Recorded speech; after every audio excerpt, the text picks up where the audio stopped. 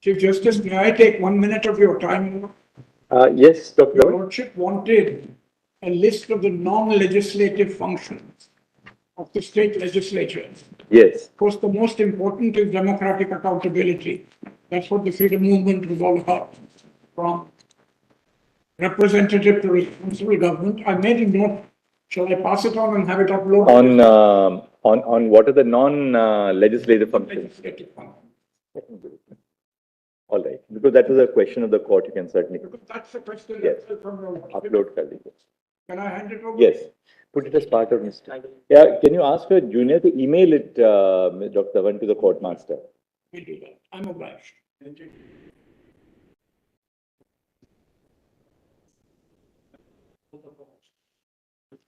Give it to Mr. Prasanna, and he will upload it All right, no difficulty. along with the excerpts of All some of the judges. All right, thank you, Mr. Jaffer. But proceeding on the premise that lordships have gone through the written Yes. submission, there is one apology that I have to make, Lord, but there is one serious error in that written submission.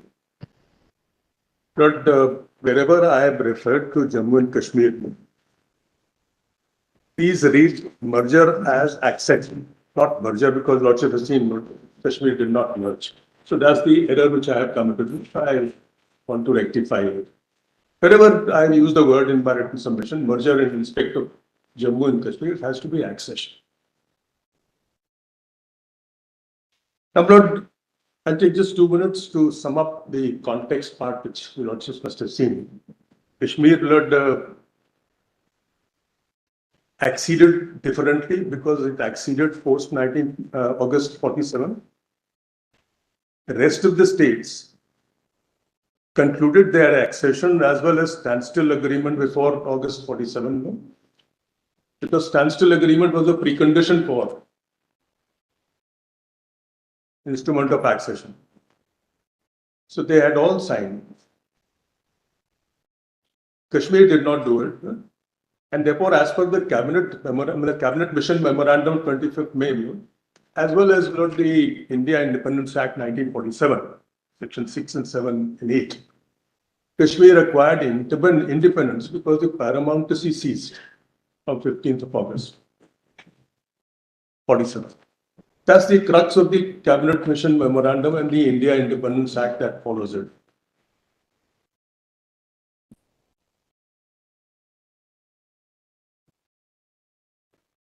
Yes. The rest of the states barring Kashmir merged through agreements, from time to time, with the Dominion of India, ceding all their powers and sovereignty, barring Kashmir. And that is what Lordship would notice in the instrument of accession. I would not take Lordships through it, but that is what Lordships notice. All the states, unqualified cession of sovereignty to the Dominion of India. Some ceded not directly to Dominion of India states, Rajavans. Some ceded the Dominion of India while they merged with the provinces. Provinces, Lordship would know about the provinces under the Government of India Act, and they automatically merged in the Dominion of India. And some ceded to the Federation of States, the Union of States.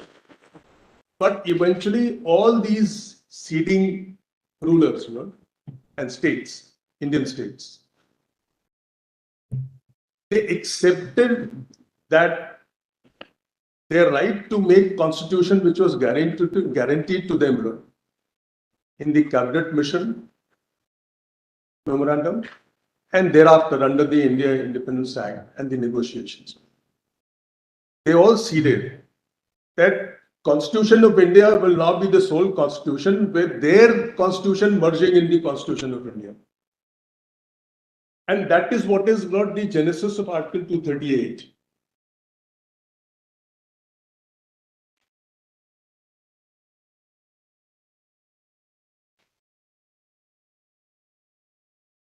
Article 238 is significant, Lord, and this will answer one of your Lordship's query, Lord, that what was the status of Kashmir when it ceded to the Dominion under Article 1 and the schedule. Where will we get Article 238 actually? Where will we get the, because our constitution copy doesn't carry it. So if, I'll just check. Not that. The red. It doesn't have in this, yes. I'll share it to Justice Court. Is it anywhere in the compilations? In the compilations, do we have it somewhere? I have copies of this. In fact, I brought copies of the. Anyway, no, don't worry. We have it here. You all rely heavily on Mr. Shankar. So very adept at these things. Will We are the not. constitution as applicable to the state of J&K have that? I'm sorry, no? Will the constitution as applicable to the state of J&K have that? No. No. No, 238 is in the Constitution of India. And So- it can't have it because it's barred. Yes, that's fine. No, I'm coming to that. Of the first. I'm coming to that as a slight something to be said.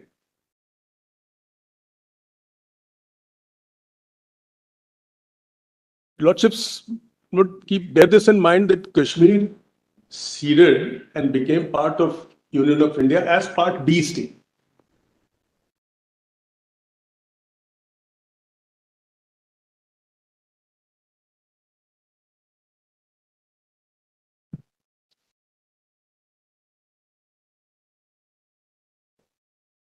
And all the ruler states were part of Part B state. I mean, they were all Part B in the schedule, first schedule. And therefore, 238 was made applicable to Part B states only, which were Indian states.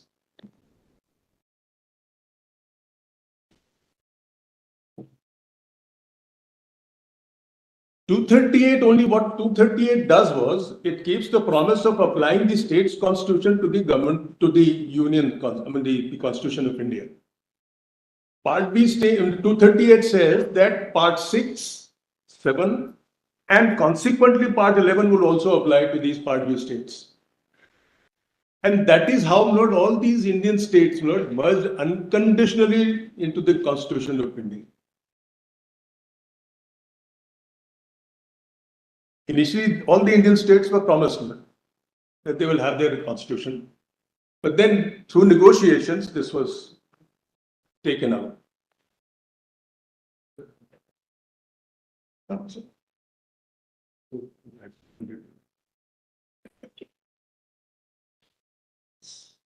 My old vision.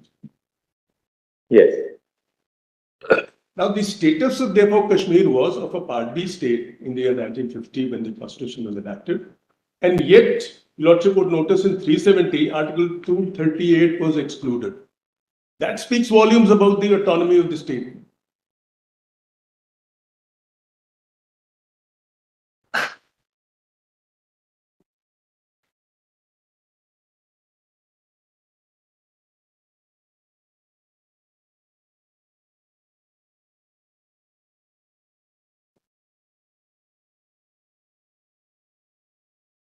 Yes.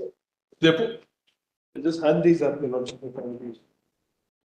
Are these given on a returnable basis or on a non-returnable basis? That's for the court.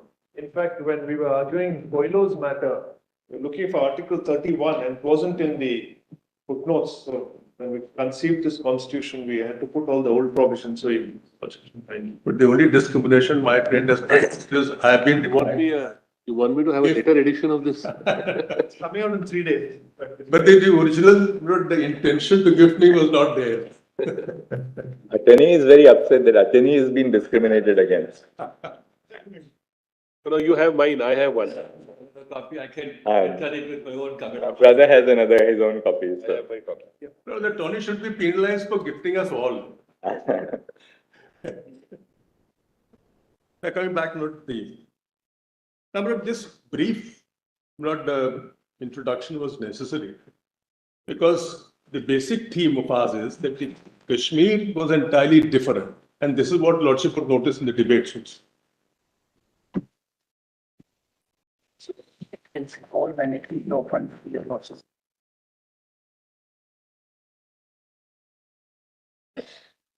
Kashmir was different, both in respect of accession to Dominion of India when it ceded at a different point of time as an independent state or a nation. And it was different in the sense that it did not merge unlike the other states, its sovereignty. And that is why the Lordship would notice in the instrument of accession, which was negotiated by Kashmir, the ruler. There are a couple of clauses which are not there in the other instruments of accession. Format is the same under 1936 Government of 35 Government of India Act, but the conditions which were added in favor of Kashmir were not there. For instance, we are not bound by any provision of the Constitution of India, future Constitution of India. The internal sovereignty rests in the ruler. The Union of India cannot acquire land in Kashmir. Kashmir would acquire for Union of India and give it. Now, from here, noticing these important issues, Lordship may just, I'd like to answer Lordship's query, which fell from the Chief Justice, the sovereignty aspect. And which eventually will answer Justice Khanna's query also, the superior and inferior constitutions. Eventually. Now, but the first aspect that we have to keep in mind is, his sovereignty was retained by the Raja in the instrument of accession. Lordship has seen that, so I would not waste Lordship's time.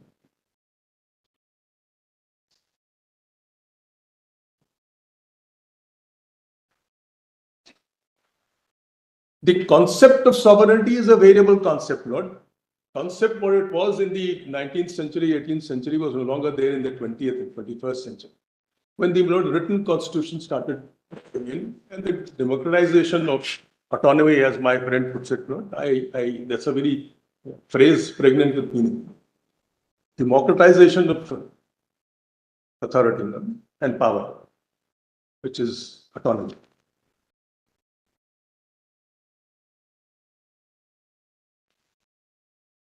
His sovereignty being a variable factor has two components, the internal and the external, and there are two decisions which Lordship may just care to note.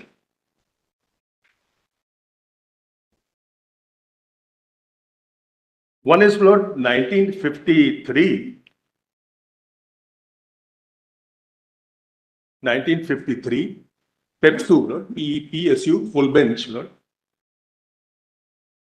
which deals with a similar situation where Patiala as an estate merged with British paramount seal. Then what was the position of sovereignty of the Raja? The page, Mr. Dwivedi? Page 730.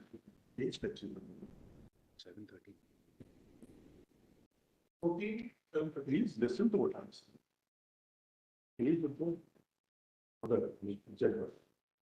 You can give us page later, no problem. You can just have it. 739. 739. 739. What is the principle which it lays down? I'm sorry, this 1953 PEPSU 1. But I'm sorry, this confusion arises. No. It's AIA. Yeah. Is it in any compilation? Yes. Case law compilation? Yes.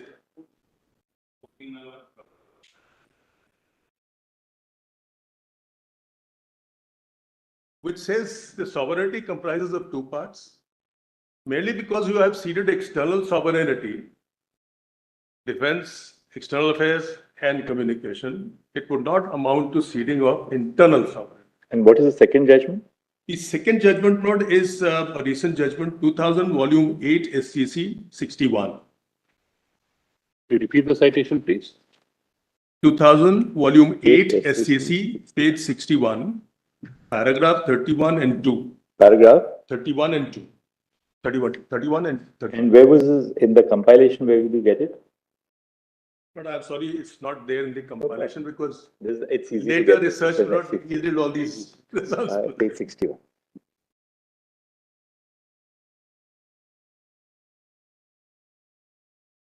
I've given paragraph. And I don't have time.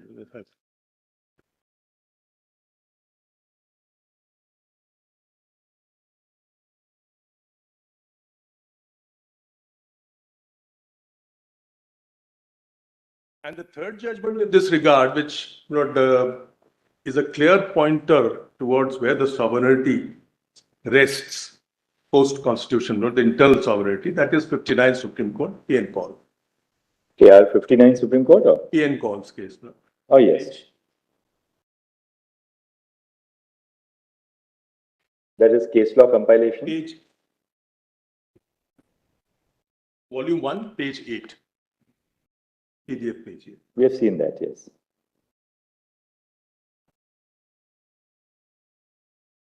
That's the situation with regard to sovereignty. You know? It's not that the Kashmir lost all sovereignty merely because it acceded. And neither inclusion in the Article 1 and the schedule would result in losses, not internal sovereignty.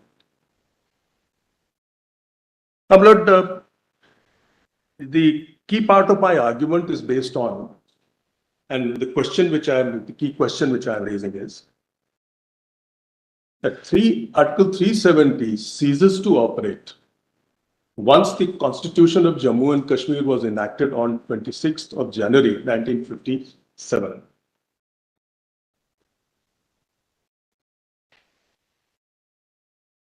Now, it is somewhat different from what most of my friends have argued. They want some part of 370 to survive post 57. My argument is nothing survives.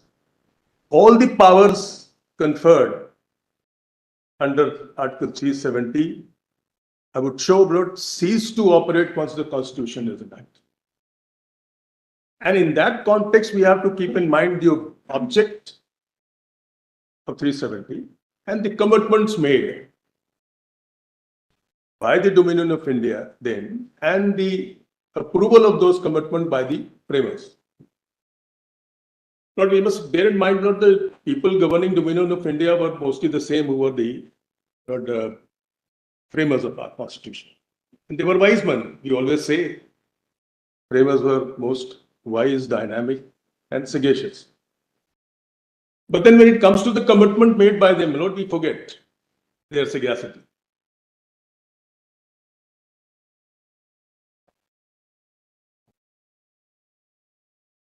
And therefore, I would pray, please permit me to place the debate of Dr. Iyengar, that is most crucial for my argument, and juxtapose it with 370, then I'll show one by one, all of the provisions become otious. So this is something which is a must for my argument, and I'll pray, please permit me. Instead of reading, us reading now Mr. Iyengar's debate, his address, so we've read it 3 or 4 times. If you can cull out, and we'll take it down, if you can cull out what are the key parts of what he said, so that then we'll go on to 370. Lord, the debate, if Lordship will see, the initial part says that Article 370, Clause 1, B1 and 2, these are provisions providing for consultation and concurrence of the government of Jammu and Kashmir. And it clearly says, debates clearly say, that this was an interim arrangement till the Constituent Assembly was constituted. Now, what does, with due respect, I submit not ask myself, what does this interim arrangement mean in respect of 1B1 and 2? If it was an interim arrangement, they said it is interim vis-a-vis clause 2, which says as soon as the Constituent Assembly comes into being, the final decision is that of the Constituent Assembly. With regard to A, the jurisdiction of Union and Parliament over Kashmir,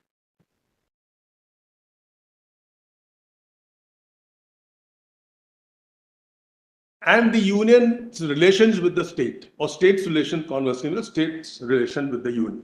So the first is jurisdiction of Union of India over Jammu and Kashmir. And second? I'm sorry, but I can. You said once the Constitution of J&K comes into being, the final decision is that of the Constituent Assembly of Jammu and Kashmir, which was formed for framing of the Constitution. Clause 2 says. On 2 aspects, you say. One, jurisdiction of Union of India over Jammu and Kashmir. and the center and the state relations. The finality would be that imparted by the Constituent Assembly of Jammu and Kashmir.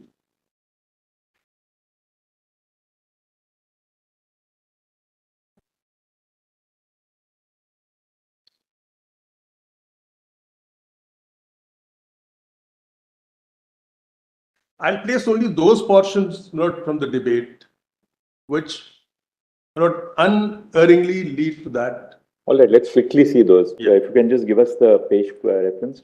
वो अपना जो laminated दे दीजिए जरा.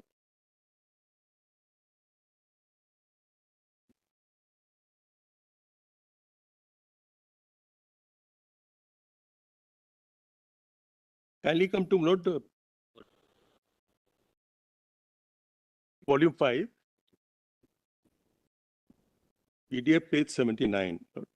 I'm reading not the Volume 5, page 79. not I'm reading the internal page 424. We'll just go to that in a second.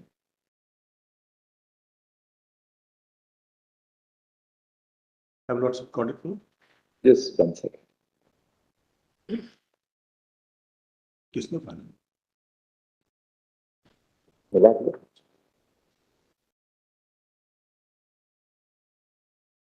What is the page? That is volume Now, 5, the page first part- 79. You're on the right document, but volume page 79. The first part, of course, deals with the different situation of Kashmir, which resulted in this discriminatory treatment of Kashmir in favor of Kashmir. Then kindly come to the last paragraph.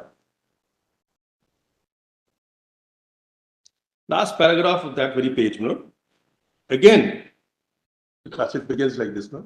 Again, the government of India have committed themselves to the people of Kashmir in certain respects. They have committed themselves to the position that an opportunity would be given to the people of the state to decide for themselves whether they will remain with the republic or wish to go out of it. That was the extent of right given. But let's keep that aside for a moment. Then last three lines of the paragraph, last 4 minutes, we have also agreed that the will of the people through the instrument of a constituent assembly will determine the constitution of the state as well as the sphere of union jurisdiction over the state. That's a very clear indicator. Sphere of union jurisdiction over the state will be determined by the constituent assembly. Lord Lordships have gone through it, my friends skipped through it, but then the important aspects have remained uncovered. Therefore, I was. Then kindly come to the next paragraph, which is even more significant. And this represents clause 1B, 1 and 2. At present, the legislature, which was known as Praja Sabha in the state, is dead because the situation was such in Kashmir at that point of time, nothing could be functional. Neither that legislature nor the Constituent Assembly can be convoked or can function until complete peace comes to prevail in that state. We have therefore to deal with the government of the state which as a representative, as represented in its council or of ministers reflects the opinion of the largest political party in the state. Till the Constituent Assembly comes into being, only an interim arrangement is possible and not an arrangement which could be brought into line with the arrangement that exists in case of other states. Now, the word interim arrangement follows their elaboration that neither the Constituent Assembly is convoked nor the Legislative Assembly is there under the 39 Constitution, which is Praja Sabha. Therefore, whom should we consult? We are forced to consult or get the concurrence of the government, which is the only representative body, till the Constituent Assembly comes. This leaves no room for doubt. With regard to 1B1, 1B2, and even 1D, I'll show. all those provisions which provided for consultation and concurrence with the government of India, government of Kashmir, cease to operate operate only till the Constituent Assembly is not there. No sooner it comes into being, it cease to. Then Lord, the next paragraph, which is a short paragraph, further corroborates that impression. And it further indicates that 306A is also a temporary provision. Not all this argument, Lord, that has become permanent. We are giving meaning to the word temporary used in the constitutional provision towards the context, the object. Please have this. Now, if you remember the viewpoints that I have mentioned, it is an inevitable conclusion that at the present moment, we could establish only an interim system. 306A is an attempt to establish such a system. Now, what else does temporary provision mean? It's an interim provision. They're saying it in so many words. And yet, what we are trying to do is make it permanent, changing the entire text of the Constitution. No, 306 Lordships, no.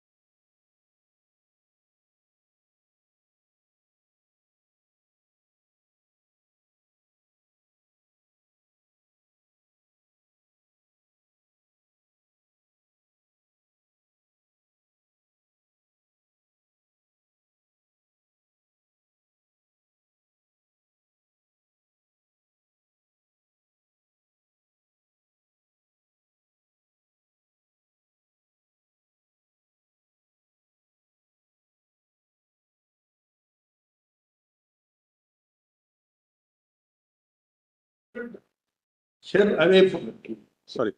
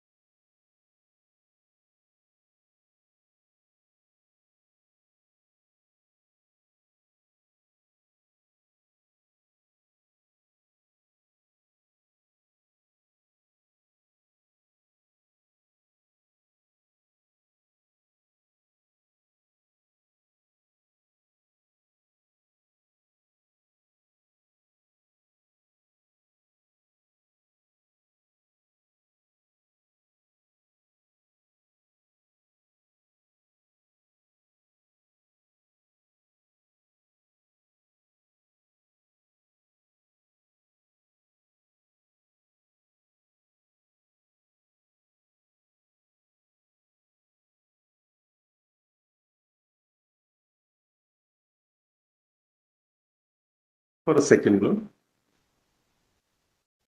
The Constituent Assembly is always regarded by us as the most august assembly ever in the history of our assembly, and they evolved the Constitution. They were men who fully knew what Constitution means. When they say, the Kashmir would frame its own constitution, they could have not implied anything else except what they were doing. All right, we now take this point of yours based on those two extracts from Right. Mr. Gopal Swami Iyengar's speech. Now, you still want to refer to further something here in his Yes, speech? yes. All right. Kindly have not omit the next paragraph, Lord. That is 238, so I've already elaborated. So, Yes. Then come not to the next one, not the paragraph. The second portion of this article relates to the legislative authority of Parliament over the Jammu and Kashmir state. This is governed primarily by the instrument of accession. Broadly speaking, that legislative power is confined to three subjects of defense, foreign affairs, and communication. But as a matter of fact, these broad categories include a number of items which are listed in the instrument of accession.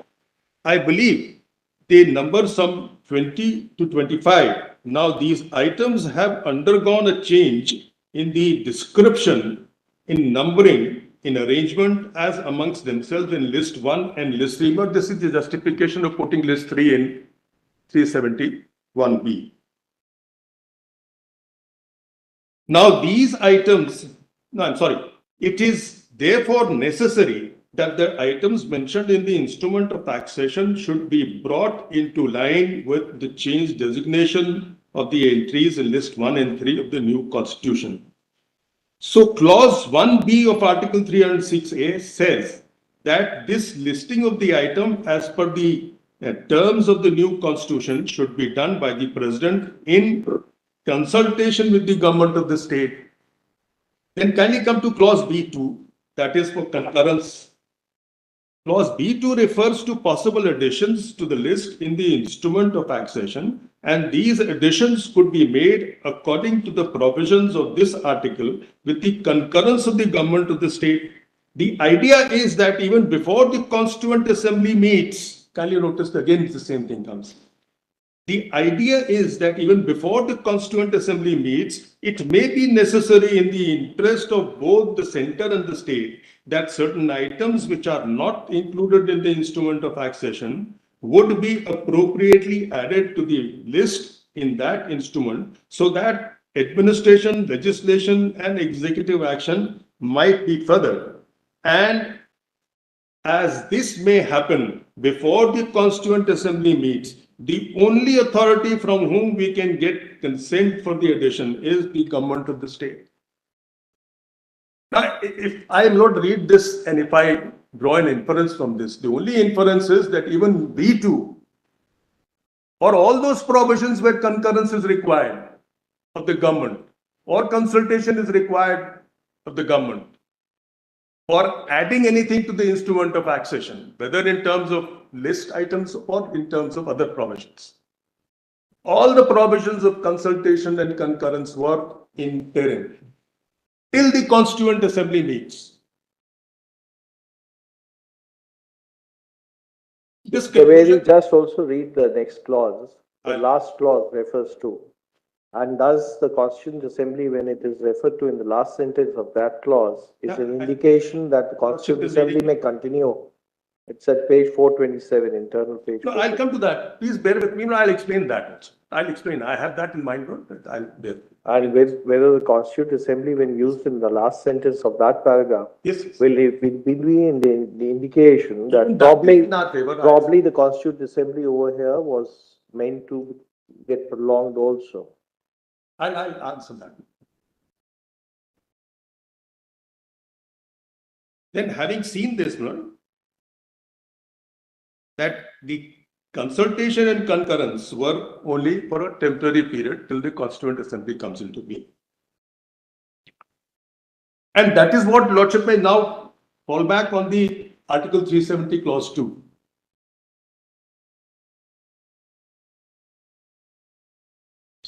Clause 2. No, but this submission of mine tends to show to your lordship's note that both the provisos again provide for consultation and concurrence. Because they govern clause 1B to 1D. And therefore, no sooner the Constituent Assembly, as per the intent of the framers, comes into being, they would continue to operate because that's the only agency left for consultation and concurrence. But once it comes, then the consultation and concurrence has to be with the Constituent Assembly. That is what clause 2 says. Mr. Dwivedi, I don't want to rush you. We started at 10:40 today. The time allotted to you is till 11:25. We are now about 11:12. So you'll have to, everybody will have to stick to time today. So Lord, I'm obliged, Lord. Lordship has granted me this much of time, but please bear in mind, if I'm saying something which has already been said, Lordship may stop me.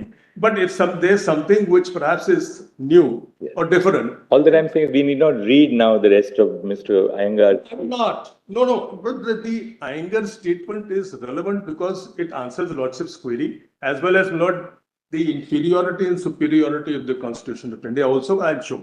That So speech we have according read at least twice, thrice. I will. That speech we have read at least twice, thrice before.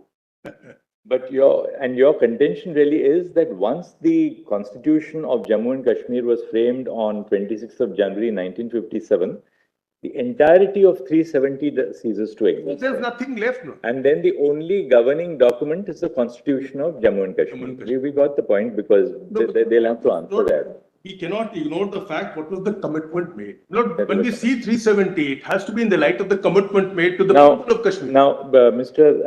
Dwivedi, can we go to Article 370 because we would like to dovetail this speech with 370. Extremely obliged.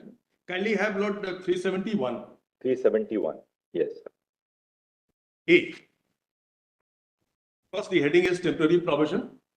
Under the heading temporary provision, Which are the features of 370 which according to you would indicate that it would cease to exist after the constitution of J&K has been framed? Which are those? You can just identify them. if we read the debates and dovetail it over here, it will be by pen. Yes.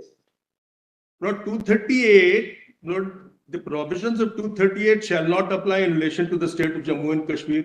This provision has ceased to exist in the Constitution of India from 1957 onwards. But it has not been changed for the reason that there is no power to change it. Clause 3 requires Constituent Assembly, Clause 2 requires Constituent Assembly. And therefore, what my friend was right, Dr. Dhawan, when he said 52 onwards, Clause 3 has not been used. 238 is an amendment to Article 370, therefore Clause 3 was the only provision available. And it has not been used and it is allowed to exist because there is no way you can change it. Because for 370, you have to amend 370, you have to fall back on clause 3. Yeah, they have to. But they can't because the precondition for exercise of power is there. Now, Lord, kindly have Lord B, 1B1. That is a one-time power, Lord. There's no dispute about that. Once you determine which are the entries relating to instrument of accession, power ceases to operate. But yet it continues. No one has deleted that. Again, the same logic. Then comes 1B2. Such other matters in the said list, with the concurrence of the government of India, not government of Jammu and Kashmir. Now, reading the statement of Dr. Iyengar, which I placed for much. This is an interim arrangement because at that point of time, there was no other authority to consult or concur.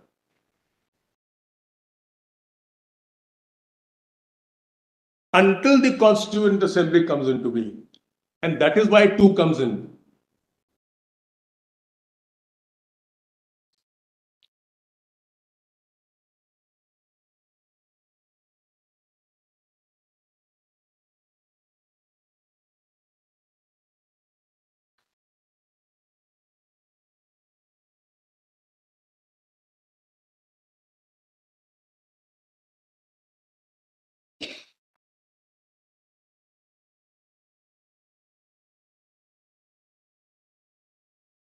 Lord, even I'll go to the extent of saying, Lordship would see logically clause C also ceases to operate. Article 1, it says the provisions of Article 1 of this constitution shall apply in relation to the state. Reason being, Lord, 370, Lord, when the constitution comes, it itself says we are inalienable part of India. And for the federation purpose, Article 1 was there. So we can read both the statements together. There is really no need to go fall back on C.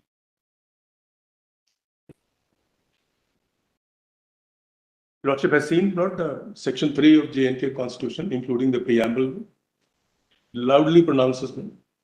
They are inalienable. And this provision, Section 3 cannot be modified under 147, Section 147, which is the mandatory power of the Constituent Assembly. It's a basic feature of that Constitution, therefore, which is not prone to amendment.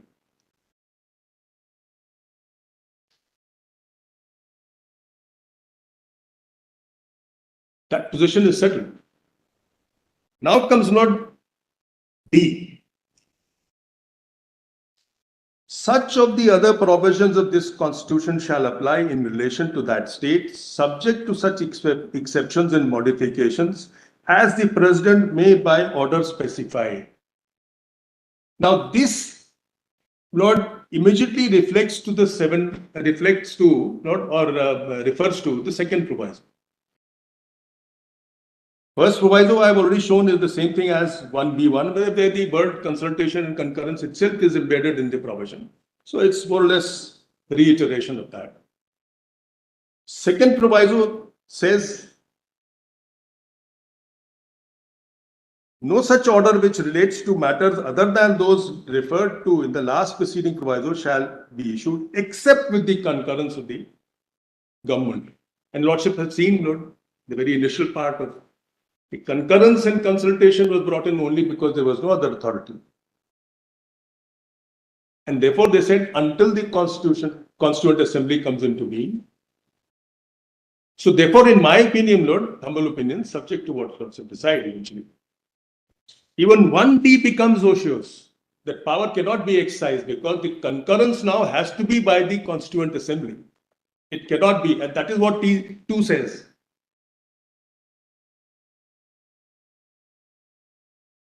If the concurrence of the government of the state referred to in paragraph 2 of subclause B of clause 1 or in the second proviso to subclause D of that clause be given before the Constituent Assembly for the purposes of framing of the Constitution of the state is convened, it shall be placed before such assembly for such decision as we take. Therefore, even the concurrences and the consultations that have resulted into something, the finality of decision is vested in the Constituent Assembly.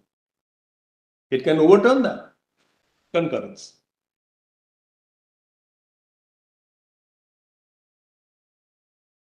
And that is what the framers say in respect to clause 2, that the finality for determining the status of union and the state relations, as well as the jurisdiction of Parliament, rests in the Constituent Assembly.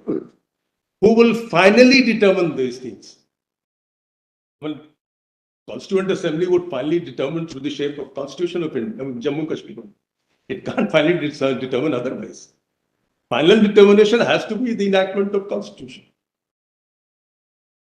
which was done.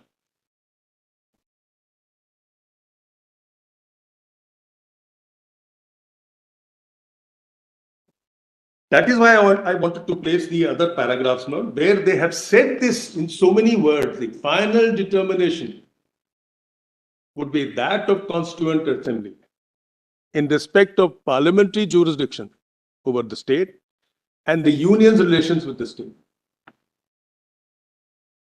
Clause 2 does not give finality to the decision of the... I'm not saying, as I said, please juxtapose the provision with the debate. And the debate says that. So in other words, we'll be reading an ingredient of finality from the Constituent Assembly debate. Lord, I'll ask myself. How can that be? Lord, if the debate says that's the commitment, because Jammu and Kashmir Constituent Assembly will determine the constitution. What is the use of the commitment not made, and what is the use of the constitution when it cannot finally lay down anything? Just look at it this way, Lord. Unless we see 370 in the light of the commitment made, and the commitment was to framing of the constitution. But Can we say that a speech or an address made by an individual member of the Constituent Assembly, however weighty, represents a commitment by the nation or the dominion of India to the state of Jammu and Kashmir? This would have a bearing on the interpretation of the constitutional my answer provision. to this is not when we try to see. But for us to raise it to the point where it's a binding commitment, a speech by a very distinguished member of the Constituent Assembly represents a binding commitment of a nation. But that statement is not by any member. That was a statement on behalf of the person who answers all the queries on the amendments made. That's a difference. Severi, what you're asking us to read into it is something which is not there in the article. But if the article was that this article will get frozen in point of time after the Constituent Assembly of J&K frames the Constitution, that doesn't appear to be following. Because that's why I said come to page 427, and that makes it very clear. Because you are reading, we can't read a portion of the debate without going through the entire Your Lordship what is has reading been the said. last paragraph and I'll explain. Not the last, yes, the last claim, the last clause. The Just read effect of that. this article. Yes, just read that. You can't The read, effect- because you can't read portions, dehouse the other, because when this debate is going on, Fine. there can be statements and then the explanation to those statements. Now, Lord, may I answer it in this way? And the other part is, you see, once you become a part of the nation, become part of it's the entire nation then you are part of. This is what is creating a problem, Lord. Are perhaps thinking in the manner which we have been tuned to think for last 70 years, Lord, is that one nation, one constitution. But where is that prescribed, Lord? I ask myself. Excepting it could be prescribed in the Constitution of India, but Constitution does not say so. Anyway, just read that paragraph. And the effect of this article is that Jammu and Kashmir state, which is now part of India, will continue to be part of India. No, the one before that. The last clause refers to what Right. may happen later on. The last clause refers to what may happen later on. We have said Article 211A will not apply to Jammu and Kashmir. This is Article 238. But that cannot be a permanent feature of the constitution of the state, and hope it will not be. So the provision is made that when the Constituent Assembly of the state has met and taken its decision both on the constitution of the state and on the range of federal jurisdiction over state. Can you notice that? State, the president may, on recommendation of the Constituent Assembly, issue an order that the Article 306A shall either cease to be operative or shall be operative only subject to such exceptions and modifications as may be specified by him. Now, Lord, I ask myself this question. Just read further in the last paragraph there. But before he issues any order of this kind, the recommendation of the Constituent Assembly will be a condition precedent. Correct. Now read the next paragraph also. Very well. The effect of this article is that the Jammu and Kashmir state, which is now part of India, will continue to be part of India, will be a unit of the future Federal Republic of India, and the Union Legislature will get jurisdiction to enact laws on matters specified either in the instrument of accession or by later additions with the concurrence of the government of the state, and steps have to be taken for the purposes of convening the constitution. Lordship may not detach one line before the succeeding line. It says concurrence of the government, and then effort should be made to establish the constitution of India. So this is what, I mean, the Jammu and Kashmir, the Constituent Assembly. Now, Lord, if your Lordship would read it with the first part and this part, Lord, after all, this they are elaborating. So we can't detach the first part from the last part. So we are not, with due respect, Lord, we cannot snatch away this part, Lord. Steps have to be taken for the purposes of convening the Constituent Assembly in due course, which will go into matters I have already referred to In other words, Lord, all this is talking again of that interim period. The concurrence, and otherwise, Lord, the first part says concurrence ceases till the Constituent Assembly comes into being. And if we read later part as saying that no, it will still continue, that there's a contradiction to that, Lord. And therefore, Lord, my cohesive reading shows that perhaps when they gave this, this power of consultation and concurrence to the government, it was in a peculiar situation, not beyond that. And that is the key. As I said, Lord, that was the key to indicate what was the scope of 1B1 and 1B2, including 1D, the two provisos. And it's nobody's case, Lord, 2 and Lord, Clause 3 survive beyond 1970, Lord, 57.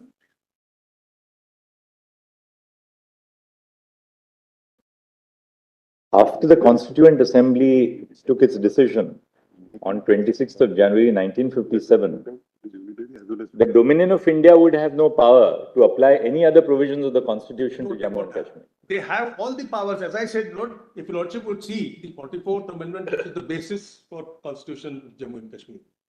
That gives, Lord, Union of India all the entries, Lord, which it has under the Constitution of India, 1 to 96. Excepting 97 is not there because residuary power is there with the state. Section 5. That was not, I'm not here to judge whether they were right or wrong. I'm here only indicating to your lordships, Lord, that this is one of the intents clearly falling from the interpretation which they had given to 370 only. And we have always argued, we have always said, look into the debates to cull out the intent of the provision. So all that I'm saying is kindly look into the debates to cull out the intent of 370. And when we see the debates along with 370, it clearly emerges that his power is not available thereafter. And that is where I submit with respect, Lord, Sampath Kumar is wrong. Lordship, I have indicated in my written, Sampath Prakash. And the biggest mistake committed by Sampath Prakash, if Lordship would see, is they relied upon 1952 presidential order, which incorporates, Lord, that the explanation, if Lordship would see 370 explanation, that was what was incorporated by Sampath Prakash, modified. Initially, it was the dynastic rule that the president will recognize the Raja as Sadr-e-Riyasat. But 52, Lord, the Constituent Assembly, Lord, moved a motion and abolished this dynastic rule and said now Sadr-e-Riyasat would be the elected by the Assembly or on the advice of the government of Jammu and Kashmir. Now, Lord, this was sent to the government of India with the concurrence of the Constituent Assembly under Clause 3, 370. And it was incorporated in the form of an explanation to 1 that Sadr-e-Riyasat would be. Now, Lord, the Sampath Prakash assumes that this 52 order, Lord, continues the Sadr-e-Riyasat, and therefore it shows that they wanted permanence to 370. But they erred in one respect, and something which was not pointed out to them. Kindly have section 27 of the Jammu and Kashmir Act. So, Dwivedi, your submission is that defunct provisions of the Constitution, 370 was a defunct provision of the Constitution. No purpose in having it there, yet it continued to be there. Everything would be determined by J&K Constitution. I'll answer that. COs have been issued from time to time, pre-57 and post-57. I'll answer. And yet, nobody thought about it. Yet the so-called affiliation with 370, a section of the people feel, was also negatory because nothing survived. Lord, may I please permit me to answer this, difficult to go which that has far. come from your lordships, not that the past practice is going to justify the invalidity of that. Past practice. That's not the law. Laws, as I understand, is howsoever long the past practice may be, if it is constitutionally illegal, then it cannot be justified. And I'll show, Lord, here kindly have section 27 of the Jammu and Kashmir Constitution. It is volume 20. Not howsoever much we may not like it, no, we may not approve it, but the fact remains, all that I'm trying to show is the intent. And should we read Article 370 towards the intent? No, that's my question. We read an intent based on the constitutional law debates accordingly. But that's How how it, we got the intent. how it transpired after that, how it has worked out is, you say, irrelevant completely. That's why I said not any amount of illegality or action that may have been taken subsequently cannot justify the invalidity. Once it is, I'll show. Yes, what do you But want? questions can never be not the. Which volume do you want us to see now? Yes. Kindly have not volume 20, Page? What page would that be? PDF page 310. Page? 310. PDF page not 310. But I know, Lord, I'm advocating a cause which may not sound very. I mean, in fact, which may not sound. No, it's not that, it's not that, please. I was conscious of it. I know. You see, the explanation which was added in 1952 refers to the Council of Ministers.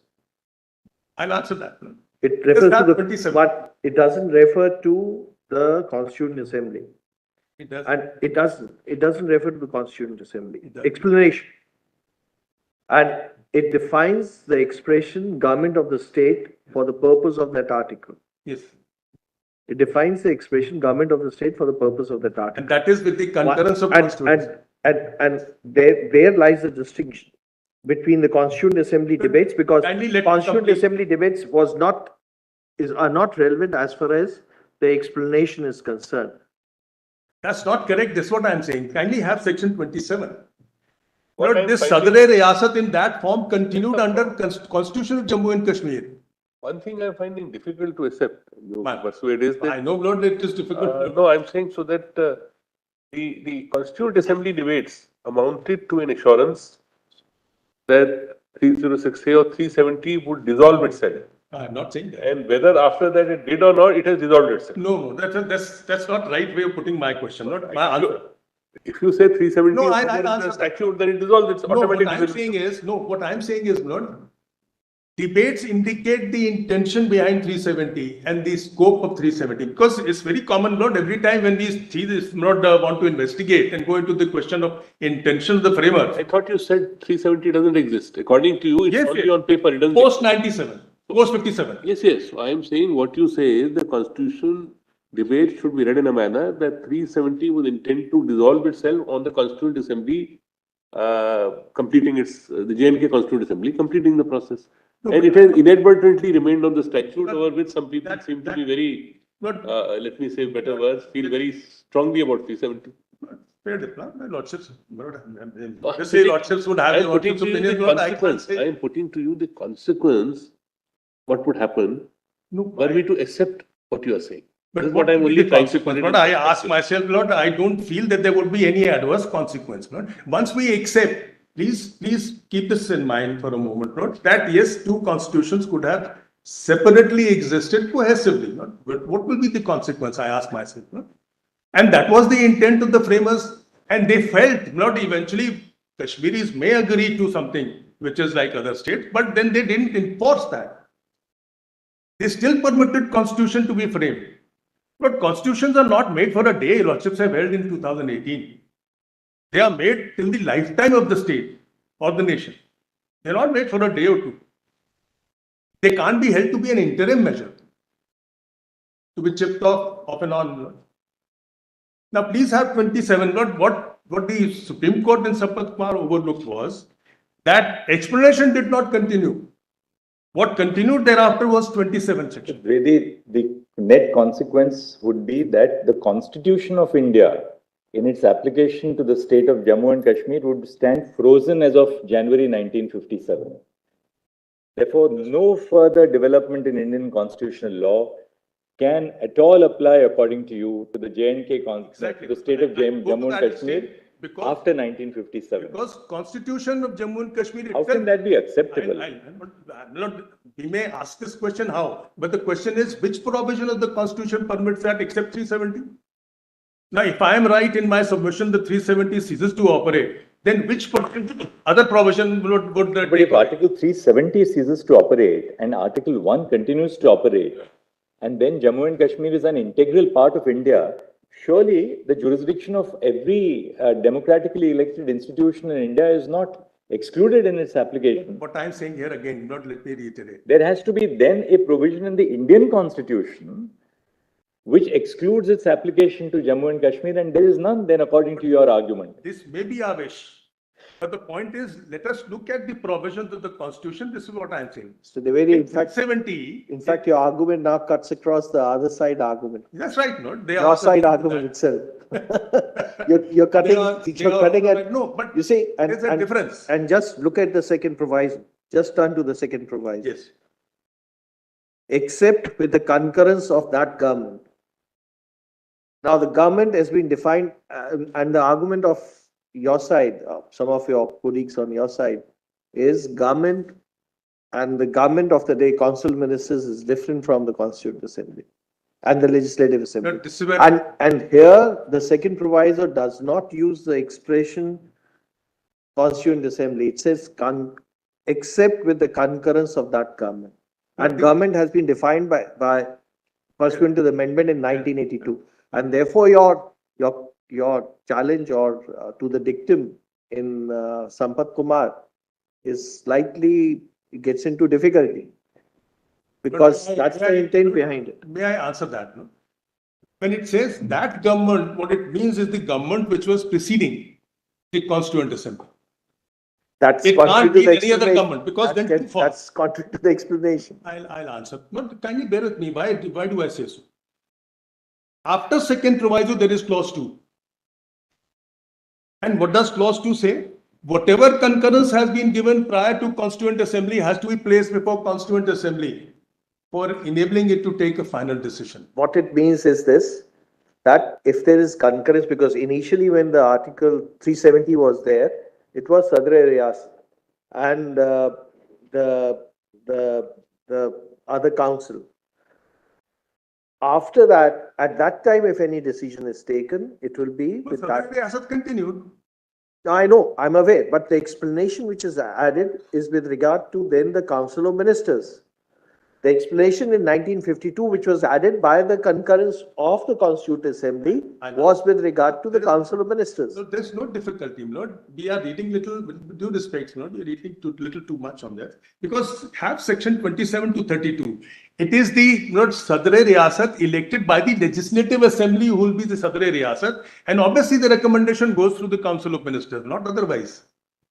So the Council of Ministers and Sadr Riyasat as well as Legislative Assembly are all there, elected.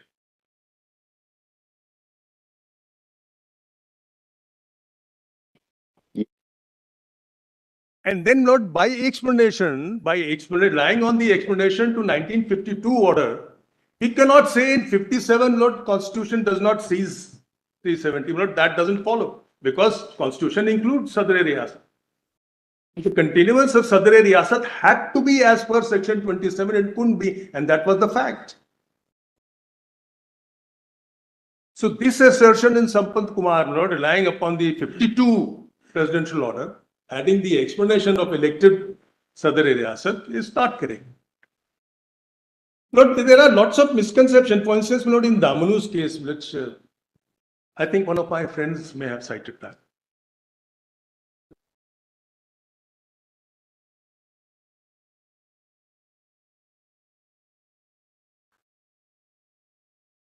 Lord, please read clause 2 in the debates, Lord.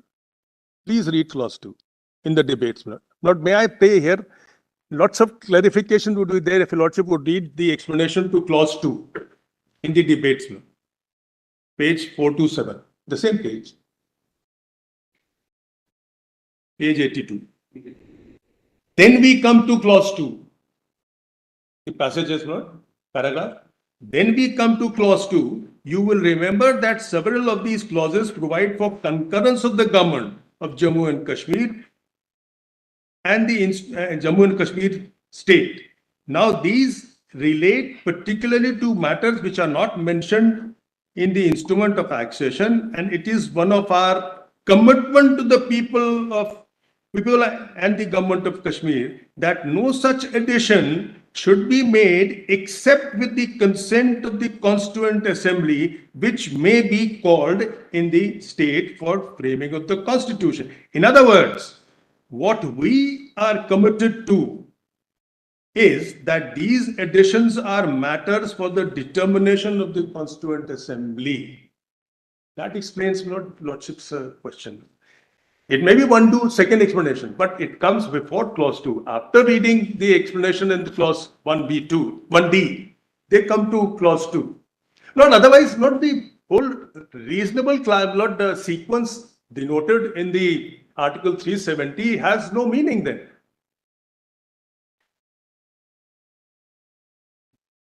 And this paragraph includes the second proviso.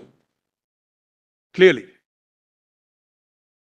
So inferring something different from that word, that government Lord, to me, Lord, as I see it, Lord, it doesn't follow.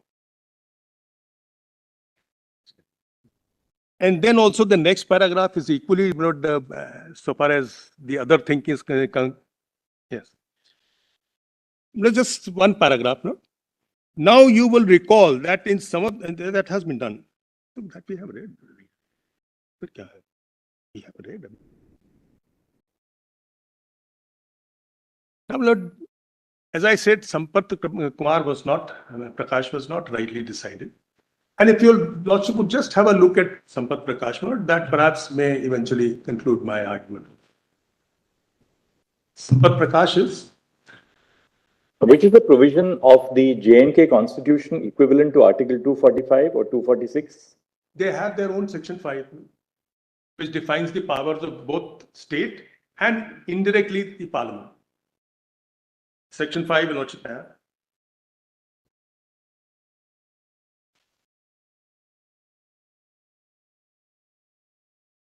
And this is what continued for a long period of time. If practice is relevant, Lord, then this is continued for a long period of time till Lord, this order comes. Kindly have Section 5. That is not for lots of convenience, but volume 2, PDF page.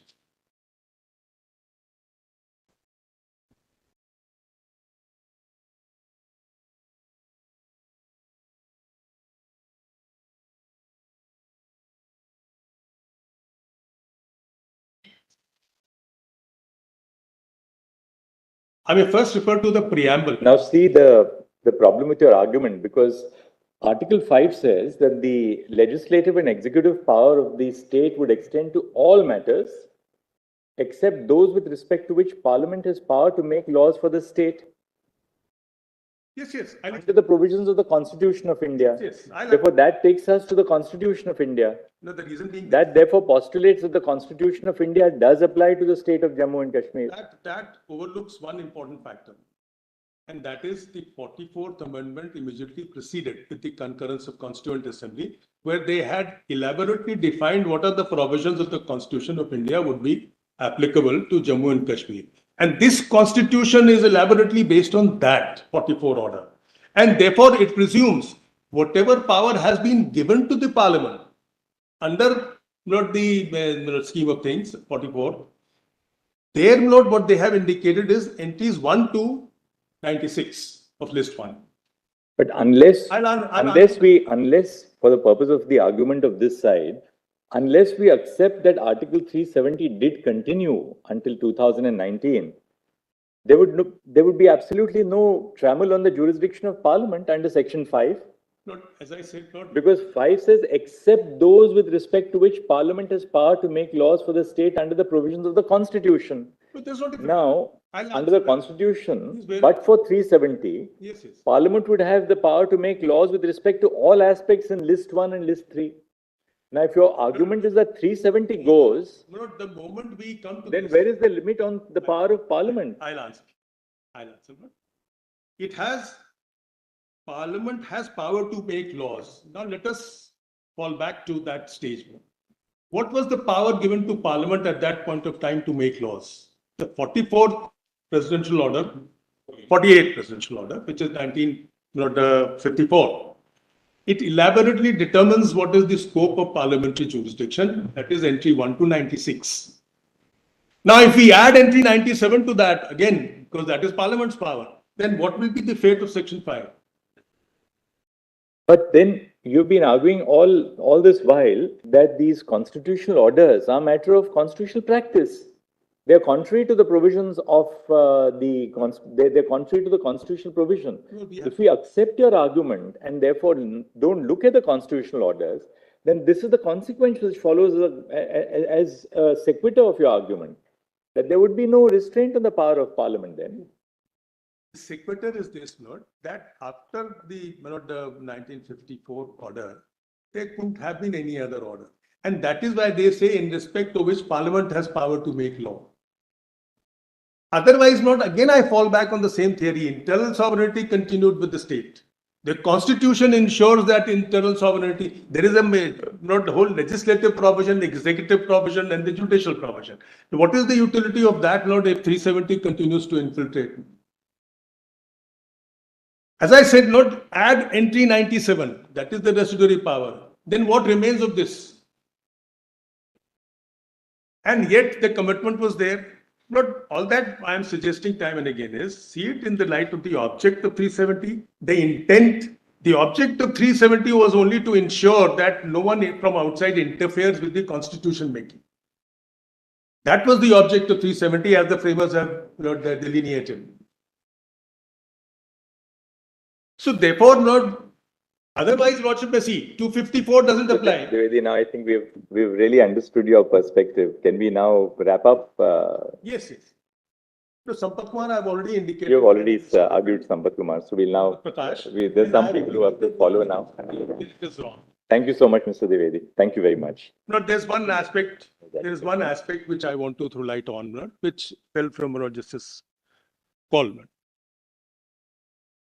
But since there has been repeated exercise of power since 1957 onwards, under 370, therefore that speaks of the validity too.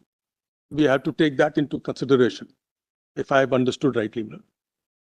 It can't be that the power was not there yet it was being exercised. Now, there are two authorities which I cite here. And one is which we could call out, because the argument fell from your lordship's note. Your lordship would permit me, what Sirvaya has to say on that. What is the proposition you are seeking to The make? proposition is that howsoever long the practice may have been, acquiescence, howsoever long it may have been, that will never confer validity on the provision if the power is not there.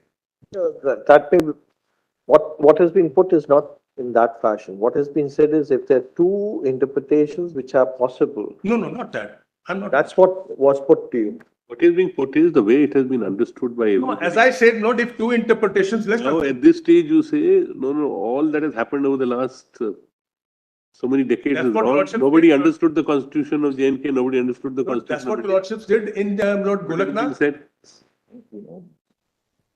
That's what your lordships did in Indira Sahni.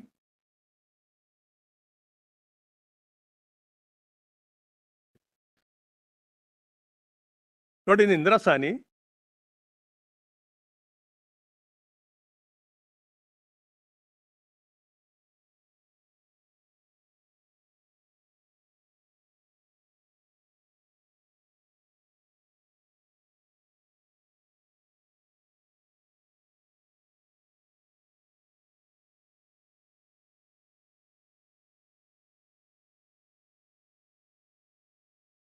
No, please recall what happened in Indira Sahni.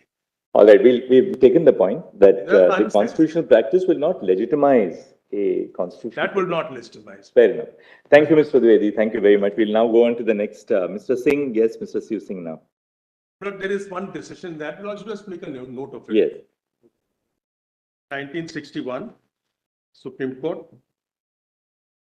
AIR 1961, Supreme Court, 964. Para 1 and 2. 964. What is the name of the case? This is Amalgamated Coalfields Limited.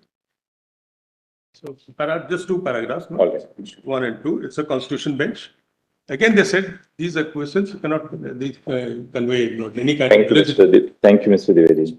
Yes, Mr. Singh. And all that I'm saying, Lord, if two views are possible, let's take the view in favor of the Constitution of Jammu and Kashmir. The autonomy which we had promised, the commitments made. Thank you, Mr. Yes, Mr. Singh. Thank you, Mr. Dwivedi. Yes. I'm Mr. obliged.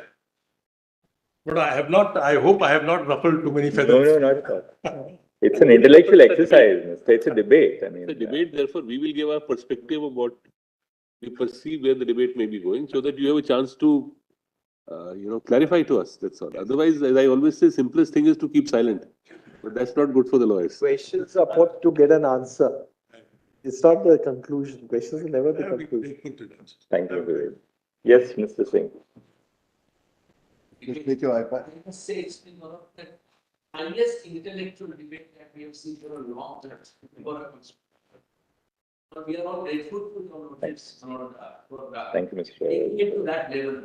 Thank you, Mr. Dwivedi. Nobody has misunderstood your notice. Thank you, Mr. Dwivedi. Please be rest assured. It's been a Thank you. privilege for us. Thank you, Mr. Dwivedi. Likewise for us also, it's a We've got some Yes, excellent assistance and various nuances of the Constitution from all of you. It's really, the bar has taken the jurisprudential analysis to a different level. And I'm sure we'll be getting more of it from the other side now after we conclude today.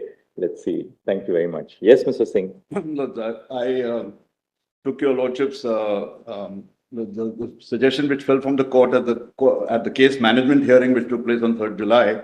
I took that very seriously. I consulted my colleagues, and I am concentrating only on the State Reorganization Act because Article 370. I'm adopting the argument. My written submission also I've noted. I've adopted the arguments of Mr. Raju Ramachandran because they were available at that time, and of Mr. Gopal Shankar Narayan, the written submissions on 370 and the abrogation and all those aspects. Now, Mr. Singh, can you just formulate what your submissions on the Reorganization Act are going to be? If you can just, we'll take it down. Your lordship, they are broadly in my written submission, but there are some nuances and finer points which I have to, which I'll place before your lordship. Broadly, it is this, Mullah. First of all, the proclamation, the presidential proclamation of 19th of December 2018, paragraph C2, Roman 2, is void. And that is the one by which the two provisos to Article 3 was suspended. The two provisos which applied to Jammu and Kashmir in Article 3 was suspended without even concomitantly applying the proviso which exists for the rest of India. That's number one. I'm just formulating the proposition. Yes, one second. That being void, on the 5th of August and 6th of August 2019, it is my submission that the two provisos applicable to Jammu and Kashmir were very much have to be treated as being in force.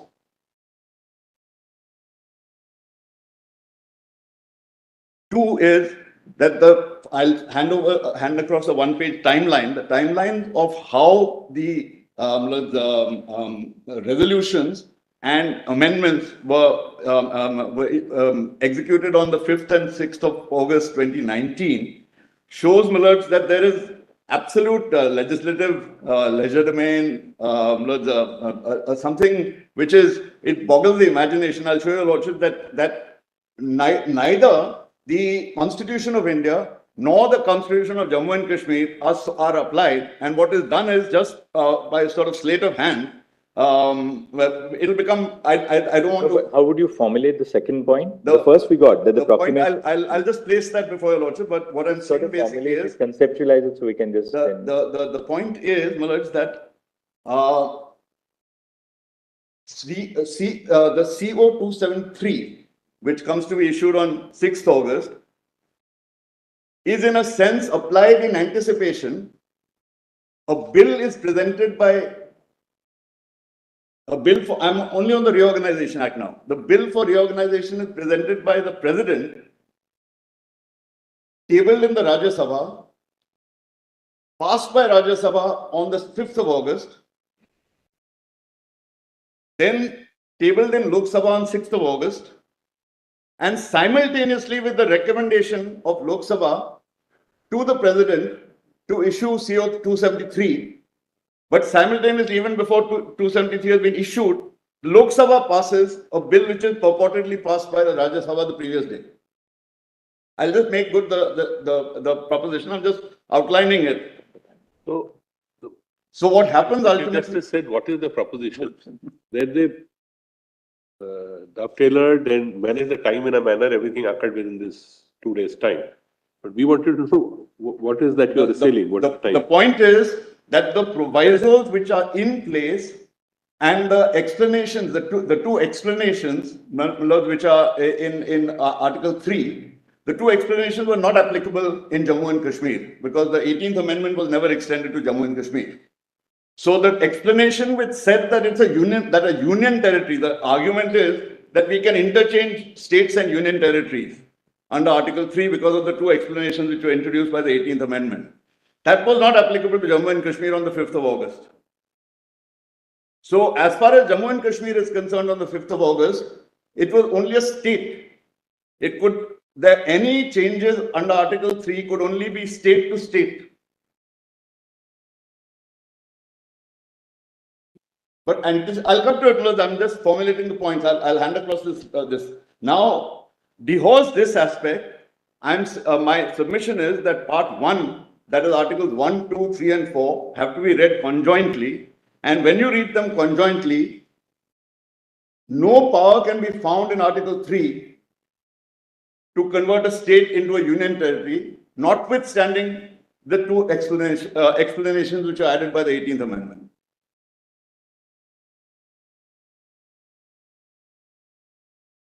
Four. One second.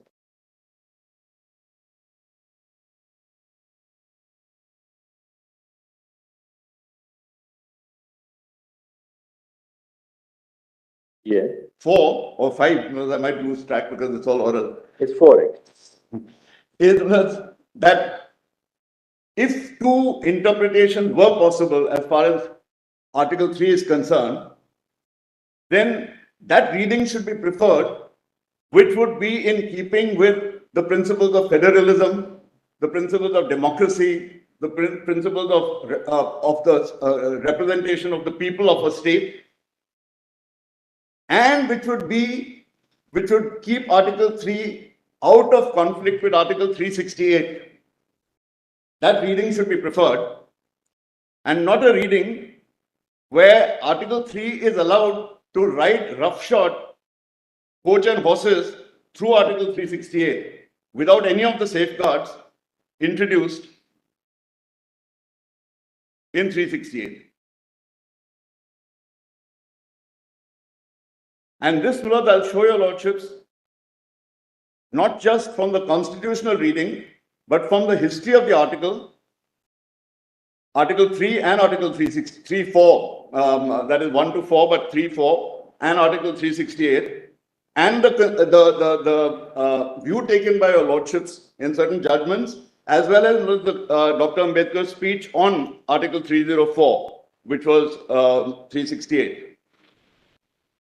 That there has to be a harmonious construction between these articles, where that article 3 and 4, which allow an amendment to the constitution, but by a simple majority in parliament, can't impinge on those amendments which have the effect of either which attract the proviso to 368 or which in any case require a special majority by their very nature. Will you be referring So to the history of text to the constitution for developing your argument? How Yes. should we now go about it? We made your 4 points. You made a note of the 4 Yeah. points. No, there is a little more here.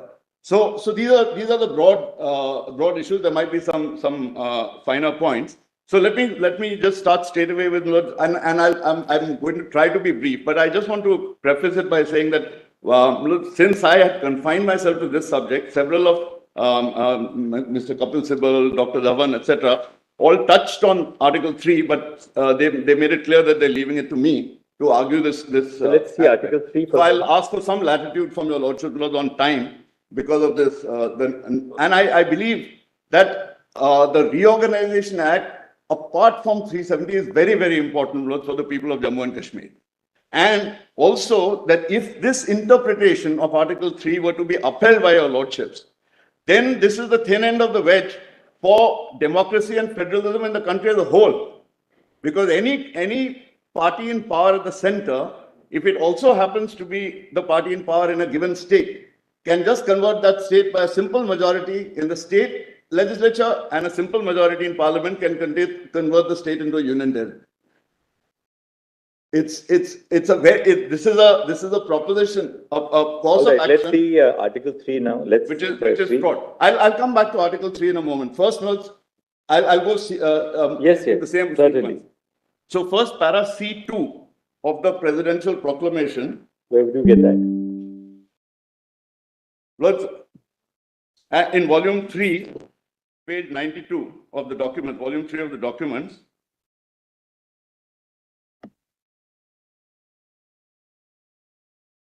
Page 92.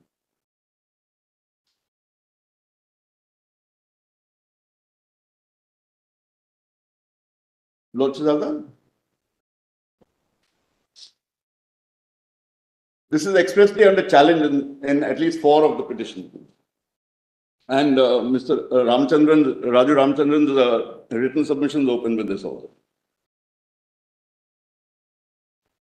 So if we come to C straight away, now therefore I hereby proclaim, I make the following incidental and consequential provisions which appear to me to be necessary or desirable for giving effect to the objects of this proclamation, namely, I'll come straight to 2, the operation of the following provisions of the Constitution and of the state constitution is hereby suspended, namely, so much of the first proviso to Article 3 of the Constitution as relates to the reference by the President to the legislature of the state, and the second proviso to that article.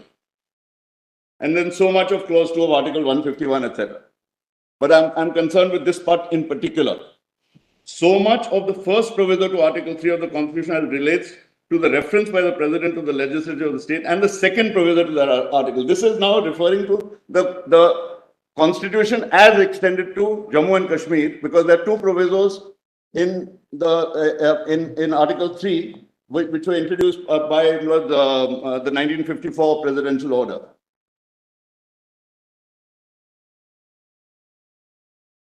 Just one thing, Mr. C. Singh, the word used over here is suspended. I'm sorry? The word used over here is suspended. Suspended, that's right. It's not. No, suspended. Now, we are talking about a presidential proclamation where the Constitution has not been able to be worked on the report that the President has presumably got from the Governor, etc. And therefore, there's a presidential proclamation under 356. No, I specifically drew your attention to this because you said that while referring to the 4th argument of yours, the 4th contention of yours, you use the phrase that in case there is possibility of misuse. By suspending and then changing the nature of the state. Please continue with the argument. The suspension becomes like an obliteration. If you suspend a requirement to consult the people of the state and then change that state into a union territory, that suspension it's an obliteration virtually. It doesn't.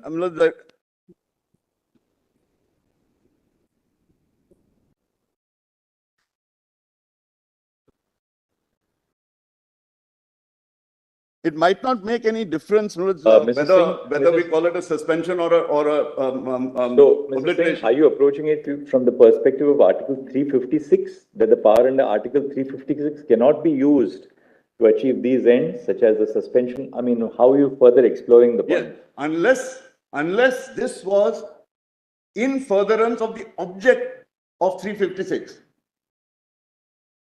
and it pertained to a body or authority of the state.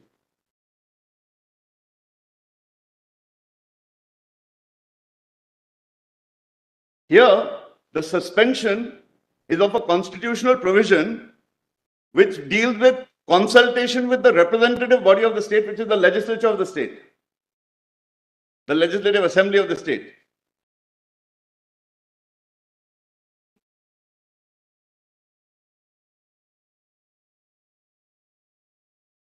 Now, this can't have any, even the remotest nexus with an article 356 object to suspend consultation with the legislature of a state, or even, I'm now arguing against myself, or even the substitute for that legislature, which is parliament, to suspend that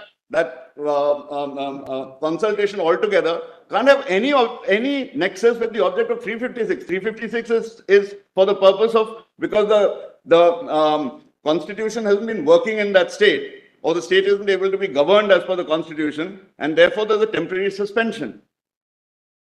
And your Lord, I don't want to go into repeat arguments on 357. The argument on your side has been that 356 is for the purpose of restoring democracy, not for abrogating. That was the argument. That's right. And this, unless the union were to tell your lordship when they start their arguments, whenever they do, unless the union is to tell your lordship that yes, it was an object of Article 356 to change Jammu and Kashmir from a state to a union territory, they can never justify this as having any nexus with the object of 356. Therefore, there are two distinct arguments, therefore. One, whether the power under Article 3 can at all be utilized to convert a state into a union territory. That's one. That I'll come to subsequently. And the second, whether this power was correctly utilized or constitutionally exercised at a time when Article 356 was in operation. Does Article 356 empower the union to do this? That's right.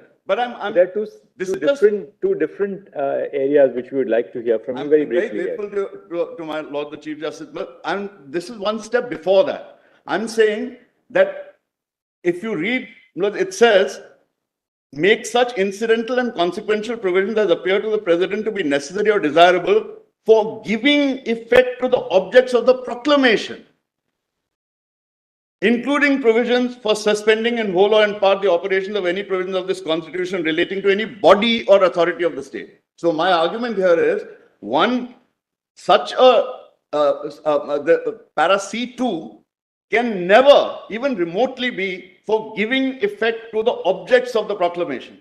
On 18th of December or 19th of December 2018, the object of the proclamation was not for changing the status of Jammu and Kashmir.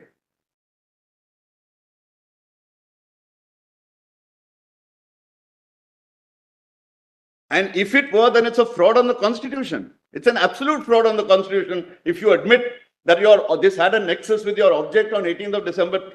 In fact, to stretch your argument could be that the object of any proclamation under Article 356 can only be to ensure that the government of the state is carried on in accordance with the provisions of the Constitution. As a stepping stone to restore full democracy in that state. I bow to your Lordship. I couldn't have put that better, very neatly. And I am very happy to adopt that line as my own.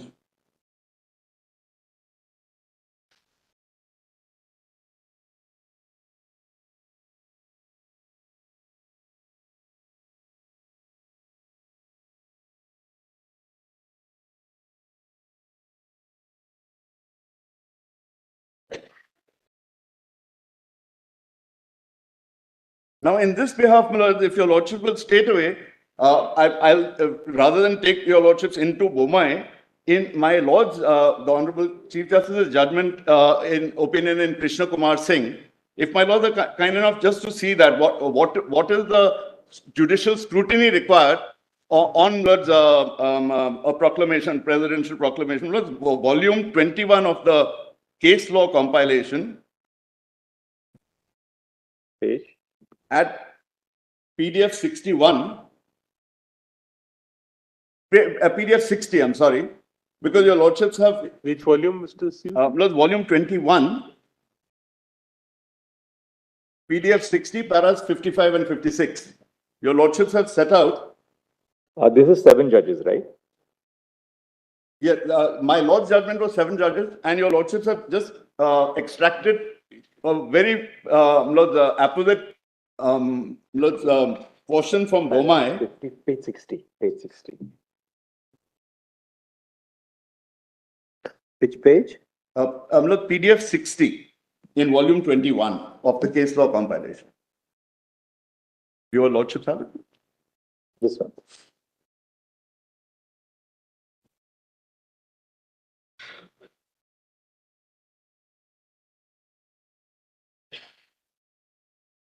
Look at the foot of that page, Placidum G, just one line above Placidum G, elucidating the approach of the court when a proclamation under 356 is questioned. Justice Jeevan Reddy held in Bomai case, para 373, whenever a proclamation under 356 is questioned, the court will no doubt start with the presumption that it was validly issued. But it will not and it should not hesitate to interfere if the invalidity or unconstitutionality of the proclamation is clearly made out. Refusal to interfere in such a case would amount to abdication of the duty cast upon the court, Supreme Court and High Court by the Constitution. The standard of judicial review was formulated in the following observations, Bomai case, para 374, and the truth or correctness of materials cannot be questioned by the court, nor will it go into the adequacy of the material. It will also not substitute its opinion for that of the president. Even if some of the material on which the action is taken is found to be irrelevant, the court would still not interfere so long as there is some relevant material sustaining the action. The ground of mala fides takes in inter alia situations where the proclamation is found to be a clear case of abuse of power or what is sometimes called fraud on power, cases where this power is invoked for achieving oblique ends. I'm confining myself to C2. I'm not, others before me have argued on the larger issue, but since I'm on the State Reorganization Act alone, I'm just keeping it as narrow as possible. C2, I submit, is clearly beyond the purview of the 356, and except for revealing the underlying intention of that proclamation, it does nothing more. C2. Nonetheless, in Rameshwar Prasad, a constitutional Chief Justice Sabharwal, then speaking for the bench in Rameshwar Prasad, at volume 3,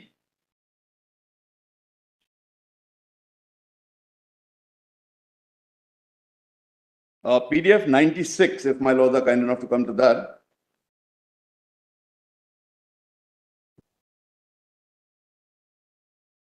Actually, PDF 95. But, Mr. Singh, is the conversion of the state into a union territory, is it severable from the abrogation of 370 itself? Yes, yes. It is. The two are completely separate. Here, what has happened is that relying on Article 3, they have by passing a simple law, simple parliamentary law under Article 3, a State Reorganization Act was passed. And so your argument on the conversion of J&K into the two UTs, that would really survive irrespective of the decision on the abrogation of 370. My submission starts with that this is completely independent of the abrogation. Whether J&K was from day one completely under the Constitution of India with no commas and full stops taken out of it, whether it was under 370 as applied to J&K, with any permutation even and if you were combination. to exercise this power according to you in relation to any Indian state, that's right. This would be unconstitutional. That's right. Irrespective of the special considerations which apply to J&K in relation to 370. Yes, yes. And irrespective of the proviso also, the scheme of part 1 and read with Article 368, and I'll show you, Lordship, it completely precludes such an exercise. Also, when I come to the history, your Lordship will find that all right from the 1919 Government of India Act, 1935 Government of India Act, the precursors to Articles 3, 4 and 368, and then the Constituent Assembly debates and then what came about, this was never the powers given to the Crown, initially to the Governor General in 1919, to the Crown in 1935 and to the Parliament in 1950, were powers meant to mediate when a minority, perhaps in a state, made out a justifiable case for greater self-representation. Suppose there's a linguistic minority in a state, but they have a distinct area, like Haryana was in Punjab or Himachal was with merger of princely states. The idea, or let us say there's certain other reasons where there are people who can't get a majority in that state assembly to accept, but they make out a case for greater autonomy, greater representation, for full statehood. Parliament under Article 3 and 4 acts as a mediator. Because how are the UTs born in yes, the Republic? I'll come to that. I think in my judgment in NCT 2, I've dealt with the whole history of how the UTs were created. You have. But and were the UTs, in other words, was there a peculiar constitutional history attached to the creation of UTs? Yes. And does that category remain frozen now? In fact, that category has moved consistently towards full statehood. By the 4th of August 2019, there were only the origin of the creation of UTs. Yes. But look, may I? We'll have to then, because your argument will have to explore in this way. What is the history surrounding the creation of union territories under the Indian Constitution? Yes. 2, does that category then remain a sort of frozen category in the sense that you can convert a UT into a state, but you can't do the reverse process? That's the second point. And that is historically, that is what has happened. So by 4th of August 2019, there were 7 UTs left in India. And they were Delhi, Chandigarh, Delhi, Chandigarh, Daman and Diu, Dadra and Nagar Haveli, Puducherry, Lakshadweep and Andaman. All other UTs were gradually, once they could become viable units, the moment an area could become a viable unit as a state, it was converted into a state. What do we find? I mean, how were the UTs created? Yes. So, look, can I just then give your lordship the pages for this first argument? Just so that... yes, certainly. And then we can move to the next. So, in... You're on Rameshwar Prasad until I... Rameshwar Prasad, look, volume 3, page 95, PDF 95.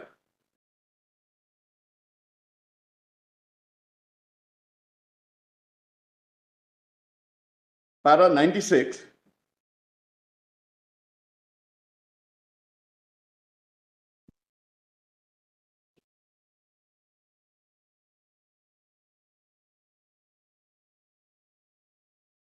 Here, my Lord, Justice Agarwal spoke for the bench. It was a unanimous verdict of the Constitution bench.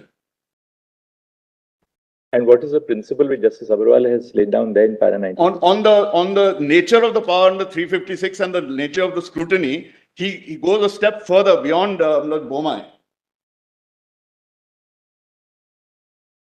I'll only take your lordship very pointedly to the short 3 or 4 important paras. 96, Justice Agarwal says, the power under Article 356(1) is an emergency power, but it is not an absolute power.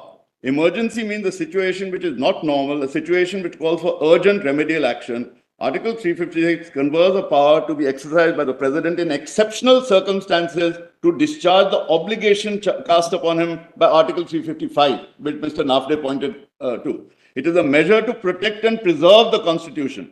The governor takes the oath prescribed by 159 to preserve, protect and defend the Constitution and the laws to the best of his ability. The power under 356 is conditional, the condition being the formation of satisfaction of the President as contemplated by 356(1). My submission is that this applies equally to 356(2). And when the President is satisfied that certain measures need to be taken to fulfill the object of the proclamation, that also must meet the same test. Then para 97,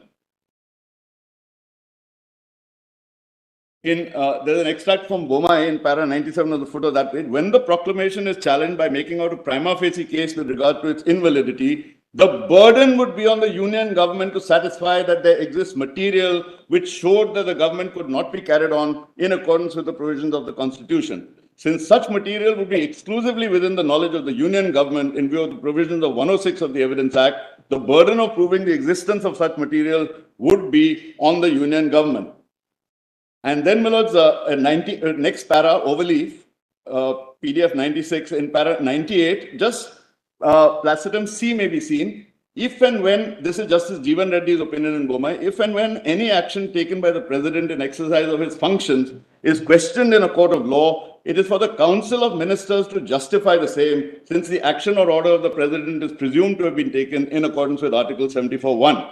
And then 324, para 324, at the foot of that page of Bomai, in our respectful opinion, the above obligation cannot be evaded by seeking refuge under 74(2). The argument that the advice tendered to the president comprises material as well, and therefore calling upon the Union of India to disclose the material would amount to compelling the disclosure of the advice is, if we can say so respectfully, to indulge in sophistry. The material placed before the president by the minister or council of ministers does not thereby become part of advice. Advice is what is based upon the said material. Material is not advice. And I won't trouble your lordships. And then para 100 is very important. Overleaf at page 97. The above approach shows objectivity even in subjectivity. Constitutionalism or constitutional system of government abhors absolutism. It is premised on the rule of law in which subjective satisfaction is substituted by objectivity provided by the provisions of the Constitution itself. This line is clear also from Maru Ram. And look, then if your lordship would just come to PDF 120,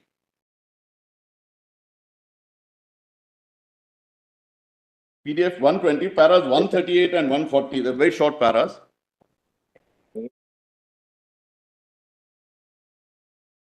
PDF page 120 of the same volume, volume 3, paras 138 and 140.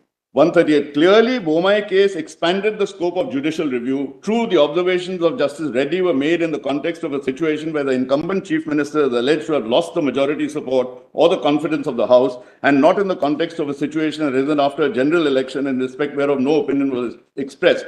But in our view, the principles of the scope of judicial review in such matters cannot be any different.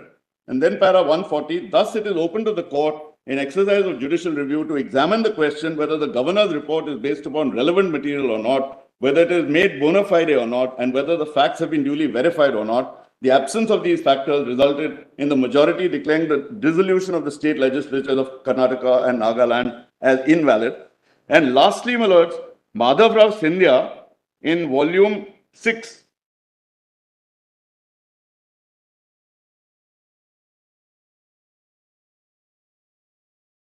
Volume 6, PDF 457.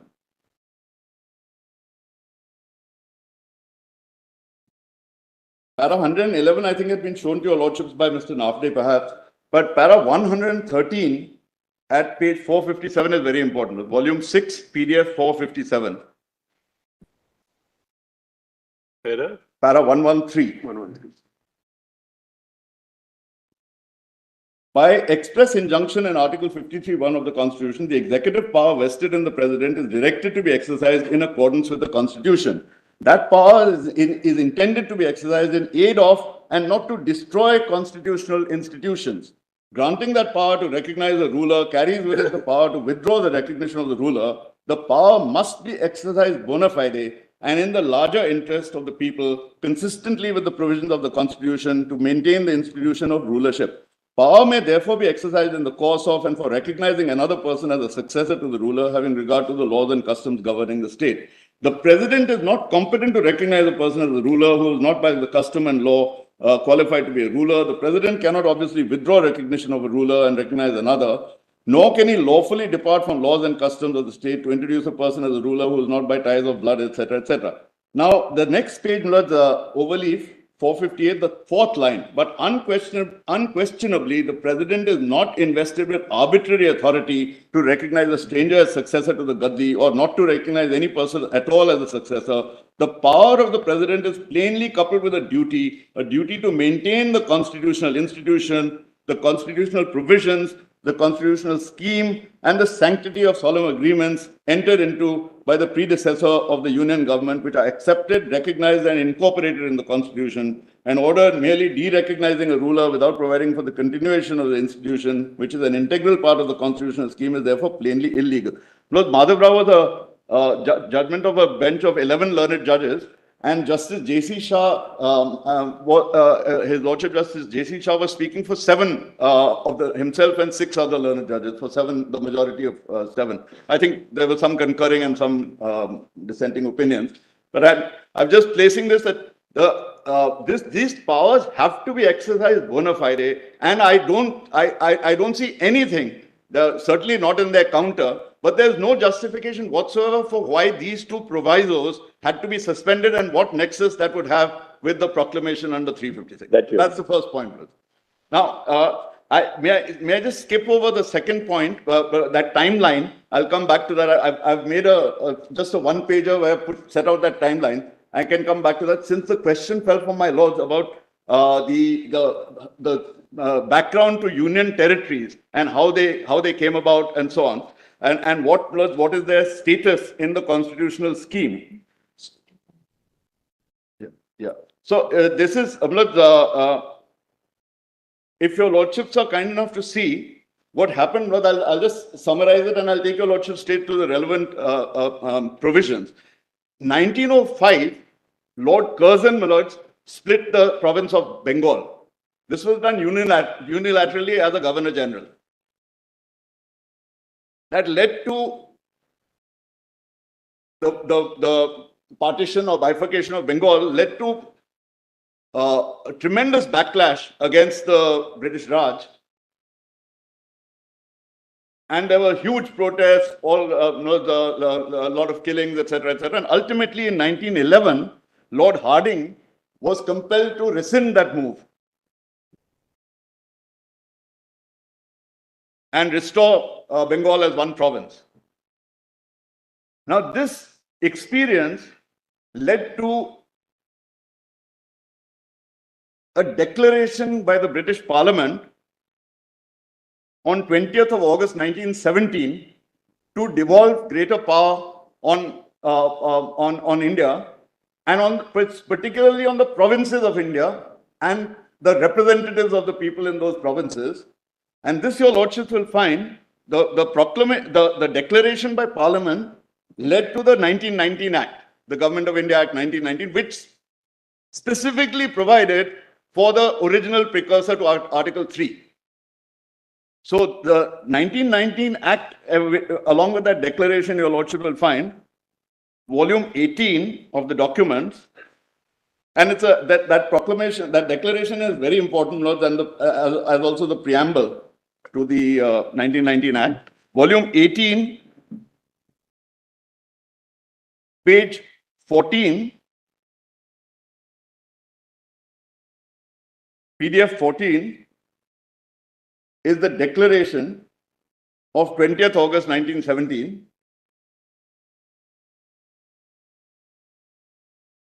Volume 18, page? Volume 18, PDF 14,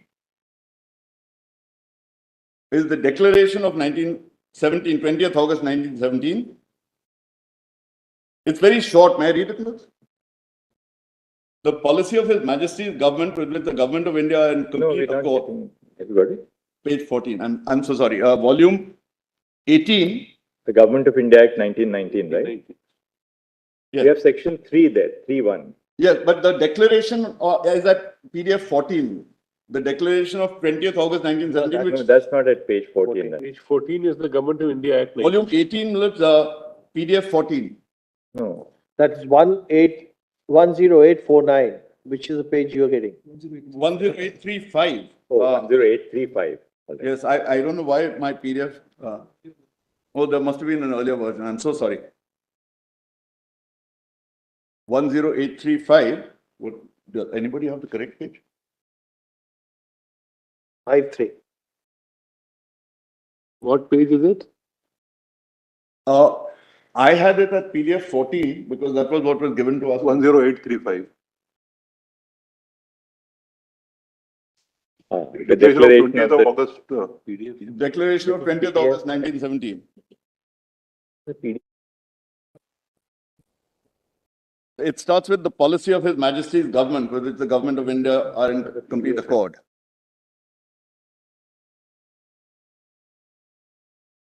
PDF page 14. Yes, it's there. We all have it as PDF 14. I think that Yes, 835, right? It's 10835. 10835.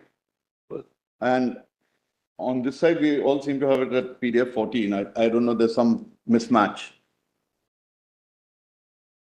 My lord, find it now. Yes, I just want to. From Yalathula?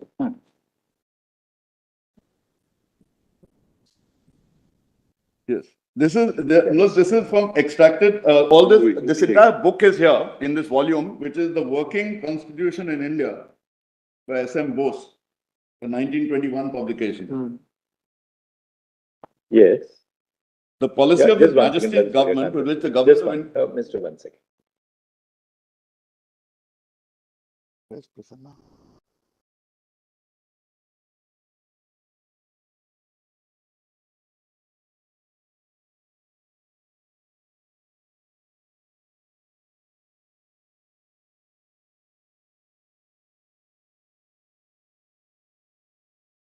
My Lord, Honorable Justice Suryakant finds it.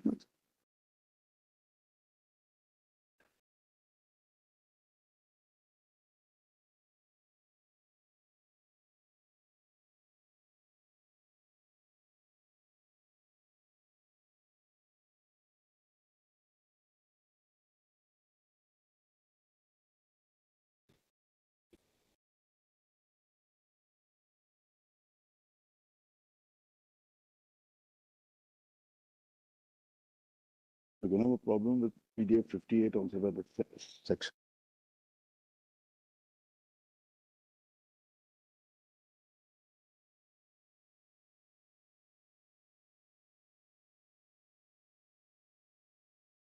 Perfectly matched.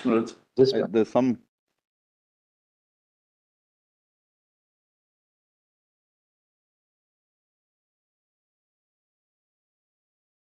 I could hand up an iPad if for my lord.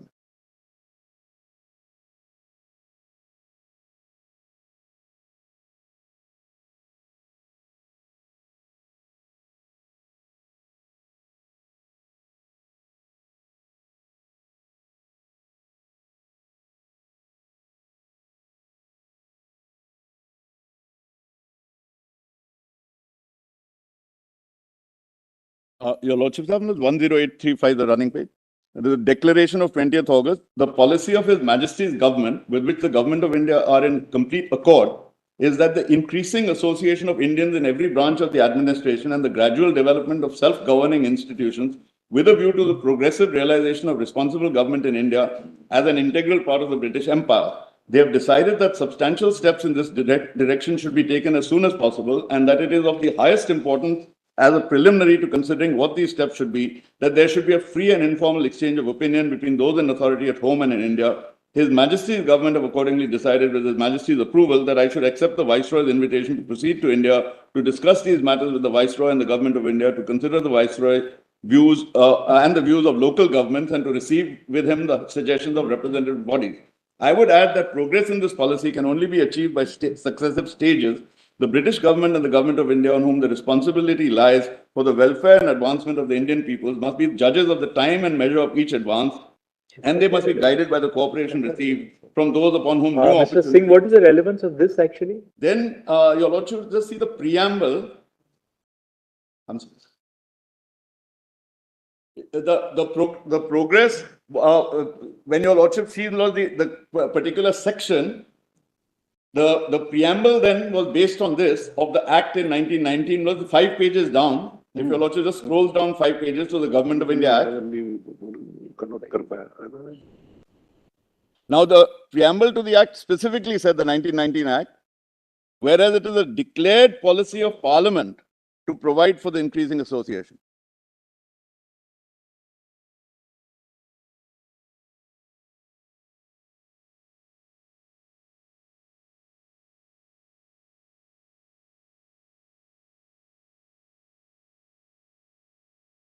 So, based on this same declaration,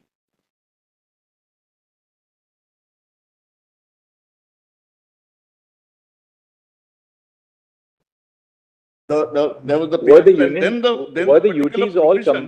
were the UTs all a part of the Part C territories? So I'm just coming to that provision then straight away. If Your Lordships, I have it at PDF page 58. And before the Constitution came into force, where were these Part C territories comprised?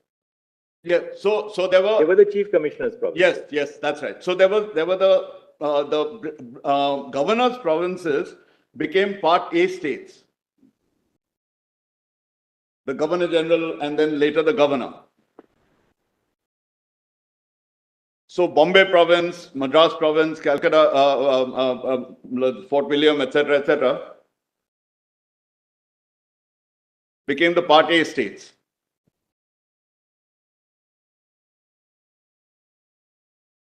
The Indian states, which Became part B.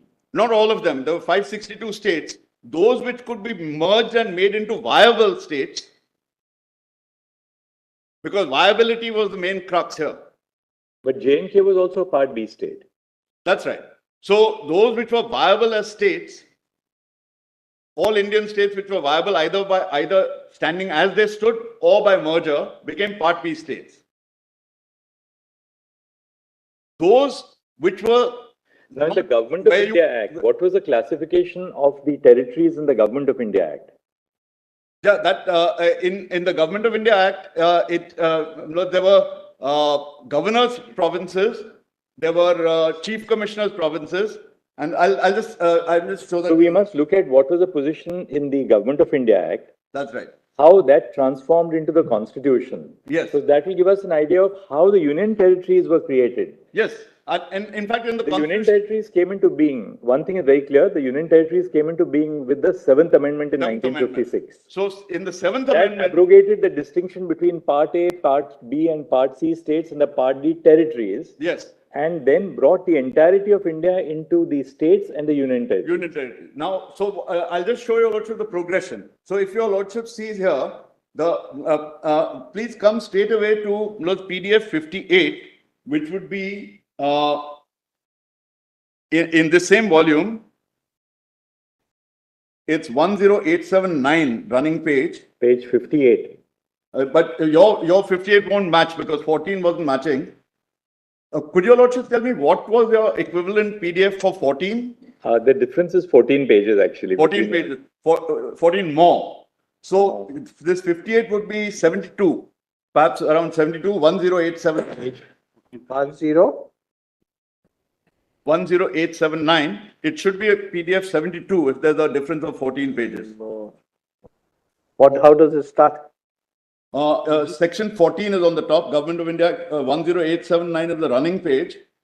The printed page number is 44 and it's PDF, we have PDF 58, all of us here. PDF 72 is 10907.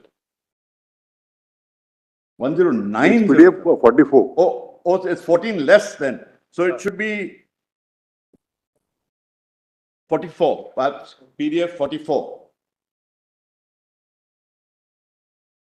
PDF 44 should work out. 43 or 44. You're referring to internal page 44. PDF is 58. Section 14 you're referring to. Yes, 14, yes. right? We are getting PDF 58. That is internal page- 10879. Yes. That is page 44, I think. No, that's Yeah, page 44. yeah, PDF yeah. is page. So your lordship's PDF is matching the internal page number, I think. No, no. Page. So now 15.1.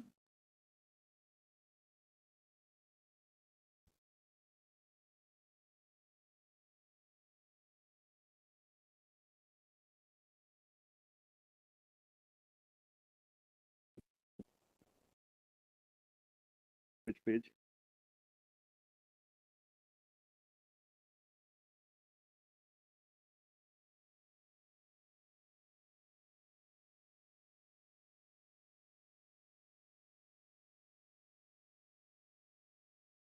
What I'm taking your lordships to is the precursors to Article 3. But to answer the union territory aspect, in my written submission, your lordship will find that. So now we are at 10879 with a great effort. So let's focus on that. We don't lose this precious page. So this is the precursor to Article 3 in the 1919 Act, Section 15. Section 15. Yes. All right, let's see that. And the marginal note is constitution of new provinces, etc., and the provisions as to backward track. The Governor General and Council may, now please note, after obtaining an expression of opinion from the local government and the local legislature affected. This is why I was reading that preamble and the declaration of the of the King, His Majesty. The Governor General may, after obtaining an expression of opinion from the local government and the local legislature affected, by notification with the sanction of His Majesty previously signified by the Secretary of State and Council, constitute a new governor's province or place part of a governor's province under the administration of a deputy governor to be appointed by the Governor General, and may in any such case apply with such modifications as appear necessary or desirable, all or any of the provisions of the Principal Act or this Act relating to governor's provinces or provinces under a lieutenant governor or chief commissioner to any such new province or part of a province. Therefore, that is the power to constitute a new governor's province. Yeah. Yes. And then subsection 2 deals with backward tracts. We are not concerned with that. This was then carried forward in section 290 of the 1935 Act. Where is that? That your lordships will find. Look, I'm sorry, in this, could your lordship just read the footnote to this? Section 15, there's a footnote of the committee report, which is very important. This is in the whole thing of self-governance. The footnote is on the next page. For constituting, the committee have two observations to make on the working of this clause. On the one hand, they do not think that any change in the boundaries of a province should be made without due consideration of the views of the Legislative Council of the province. On the other hand, they are of opinion that any clear request made by a majority of the members of a legislative council representing a distinctive racial or linguistic territorial unit for its constitution under this clause as a sub-province or a separate province should be taken as a prima facie case on the strength of which a commission of inquiry might be appointed by the Secretary of State, and that it should not be a bar to the appointment of such a commission of inquiry that the majority of the legislative council of the province in question is opposed to the request of the minority representing such a distinctive territorial unit. Now, where is This is that what I was saying about the arbiter, Parliament being an arbiter when there is within a Now, state. where is the Government of India Act, section 290? 290, your lordships will find in volume 6, my lords, of the document. PDF 113, and I trust, my lords, this time we'll all be on the same page, my lords. Volume 6. Volume 6. Page? Page 113, my lords. 290 is almost in the same form in which Article 3 came to be enacted by the Constituent Assembly. What is the page? Your lordships have page 113, my lords, PDF 113. 113. Volume 6, no, document volume 6.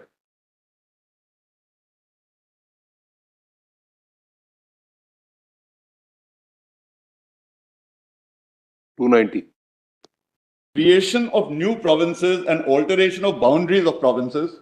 Which is the, and how are the provinces distributed under the Government of India Act, actually?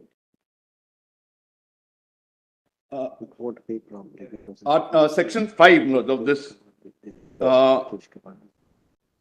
Yeah. 5 refer to? What is the PDF page for page? PDF page 18, I'm very grateful to Mr. Shankarnarayan. 18. Yes, Proclamation of the Federation of India, PDF 18 of this same volume 6 minutes. Establishment of Federation and Accession of Indian States, Proclamation of Federation, it shall be lawful for His Majesty. May I read that? If an address in that behalf has been presented to him by each House of Parliament, and if the condition hereinafter mentioned is satisfied, to declare by proclamation that as they therein appointed, there shall be united in a federation under the Crown.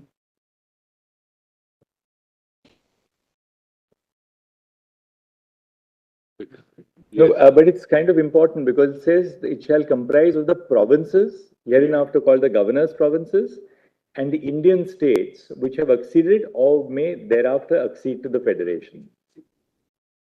And in the federation so established, there shall be included the provinces hereinafter called the chief commissioner's provinces. That's right. Then the conditions referred to is that states the rulers whereof will in accordance with the provisions contained in part 2 of the first schedule be entitled to choose not less than 52 members of Council of State, and the aggregate population whereof as ascertained in accordance with the said provisions amounts to at least 1/2 of the total population of the state so ascertained, have acceded to the federation, then the manner of accession is in section 6.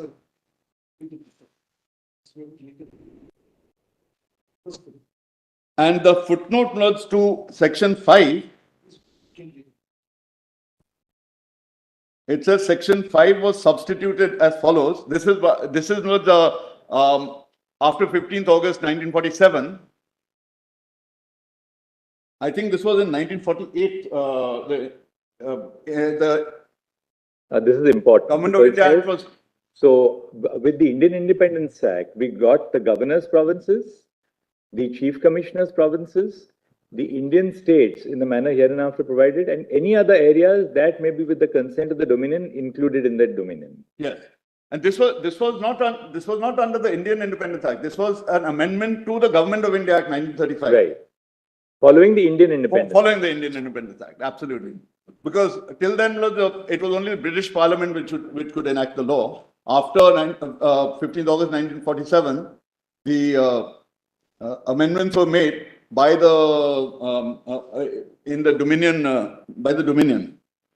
Now, were the chief commissioners' provinces is referred to in any schedule to the Government of India Act or no? Chief commissioners' provinces, no, I think it's in the 1919 Act, but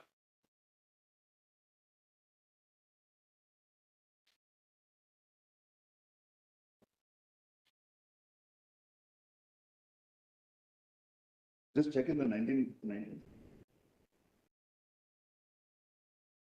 Just check it. Page? Page 49. Oh, of this very thing? Oh, I'm very grateful. Part 4, the Chief Commissioner's provinces, correct. At PDF 49, my lord, section 94 onwards.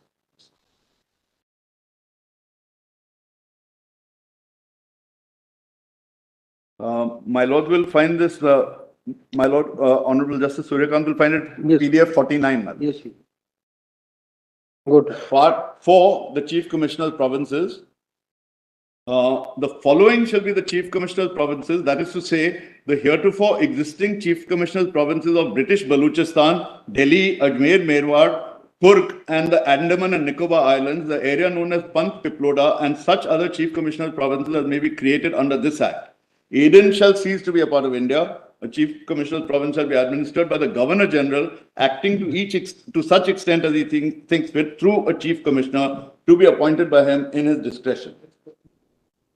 Then British Baluchistan is set out in 95. Now from here we go to the Constitution.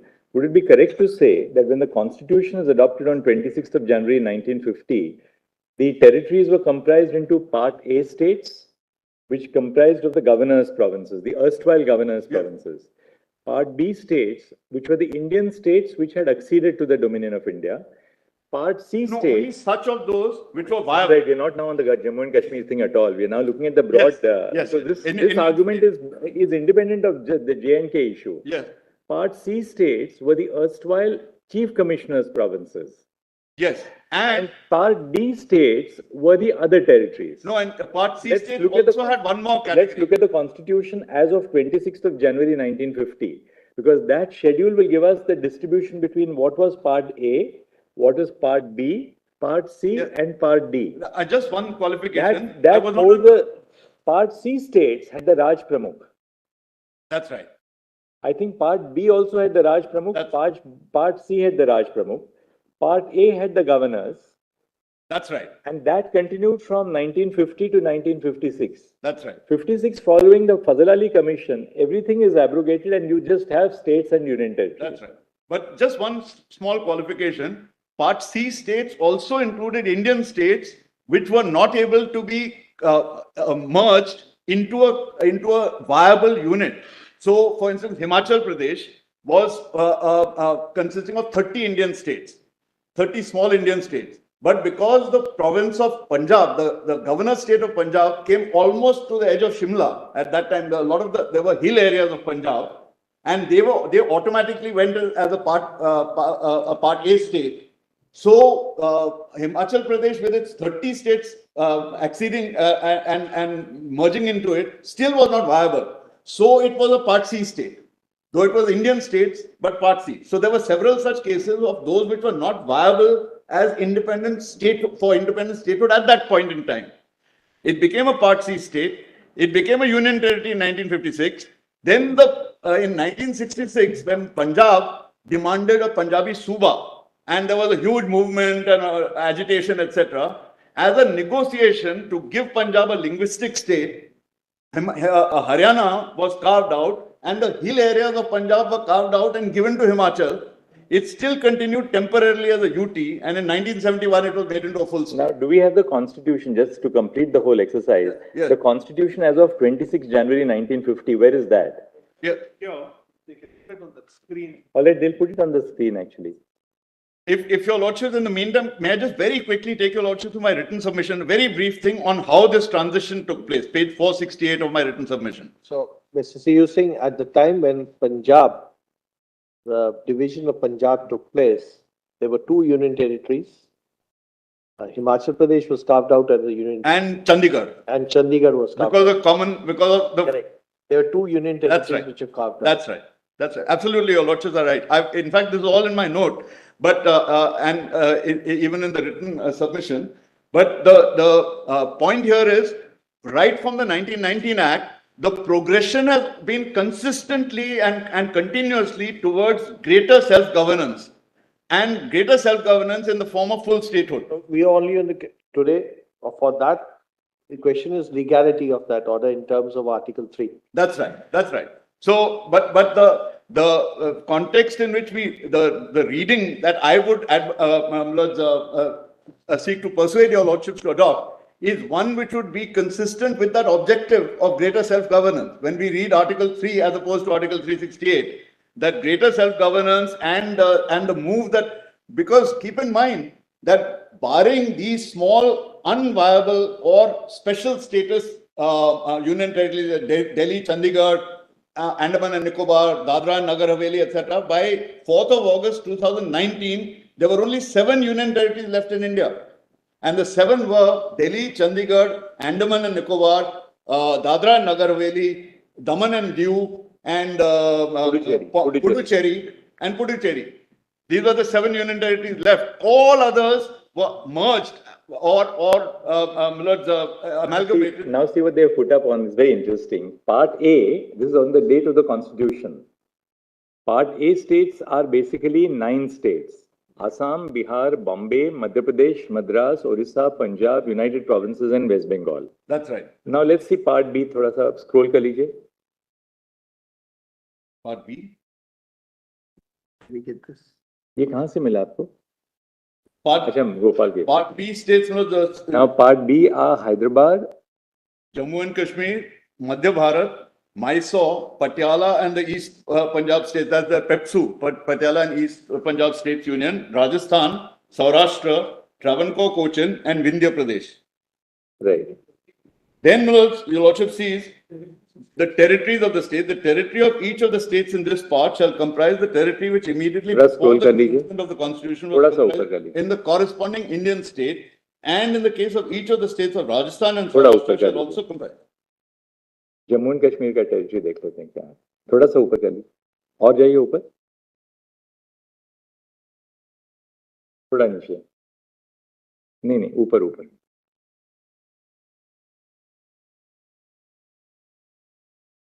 Now your lordships will see that some of those commissioners' provinces were merged into Part B states because they became viable. वहीं पर Ajmer, Bhopal, Bilaspur, Cooch Behar, Coorg, Delhi, Himachal Pradesh, Kutch, Manipur and Tripura.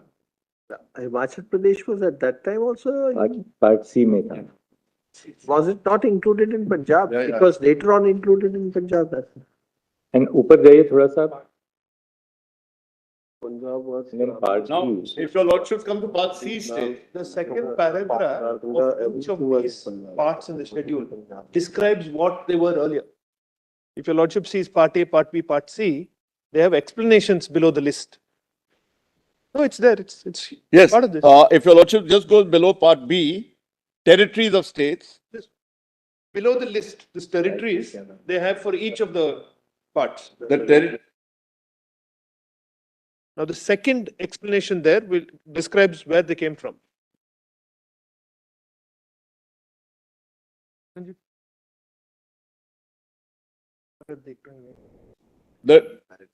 Beneath each of the lists, the territories are given, and that shows how different units were merged into them even on the making of the constitution. Right. I have also got a table in my And Part D only comprised of Andaman and Nicobar. Andaman and Nicobar, which was a chief commissioner's province in the 1935 Act. But that was carved out separately. of Ladakh as a UT and the change of status from a state to a UT of Jammu and Kashmir. Yes, Vinod. Both aspects. Both. First of all, just the conversion of a state into a union territory, I submit, is only if at all it could be done. I submit it violates the basic structures. It can't even be done under Article 368. But if at all it could be done only under Article 368 because it clearly impinges on at least 6 or 7 provisions in the proviso. So it would require both the special majority and ratification by more than the legislatures of more than 50% of the states to convert a state into a union territory, and I'll make good that submission. Therefore, I refer to two different things. Carving the change of status is one, and suppose Jammu and Kashmir assembly status was maintained and only UT was carved out. Then what would be argued? Even so, Manoj, the submission really is that for Ladakh and for Jammu and Kashmir, the exercise which has been done is one which is clearly beyond the purview of Article 3. It was not permissible under Article 3 at all, even if it had been rightly done. I'll show from the timeline that it's actually not even done as per Article 3. But assuming it were rightly done under Article 3, this is not the scope of the power of Article 3. When I take your lordships through the provisions of the Constitution, your lordship will see Article 295, Article 294, etc. A state comes with property or lands, property, consolidated fund, rights, contracts, right to raise money. It has absolutely sacrosanct powers under Article 73, read with Article 162. The executive powers, the legislative powers.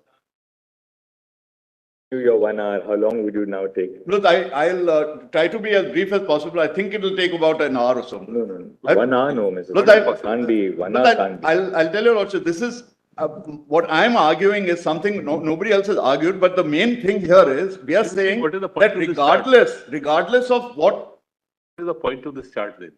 Look, independent. You're supposed to have a kind of arguing discussion.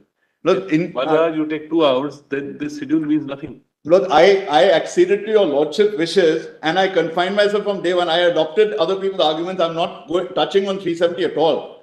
I'm saying that and if at any stage your lordships feel that I'm going beyond the purview of there are certain 4 or 5 points which I outlined at the beginning. You've made your 4 points, but you have made your 4 points now, and your argument really is this: that look, insofar as they're twofold, you cannot convert an area which is comprised in a state into a union territory. Now we have seen the history of the creation of the union territory. Yes.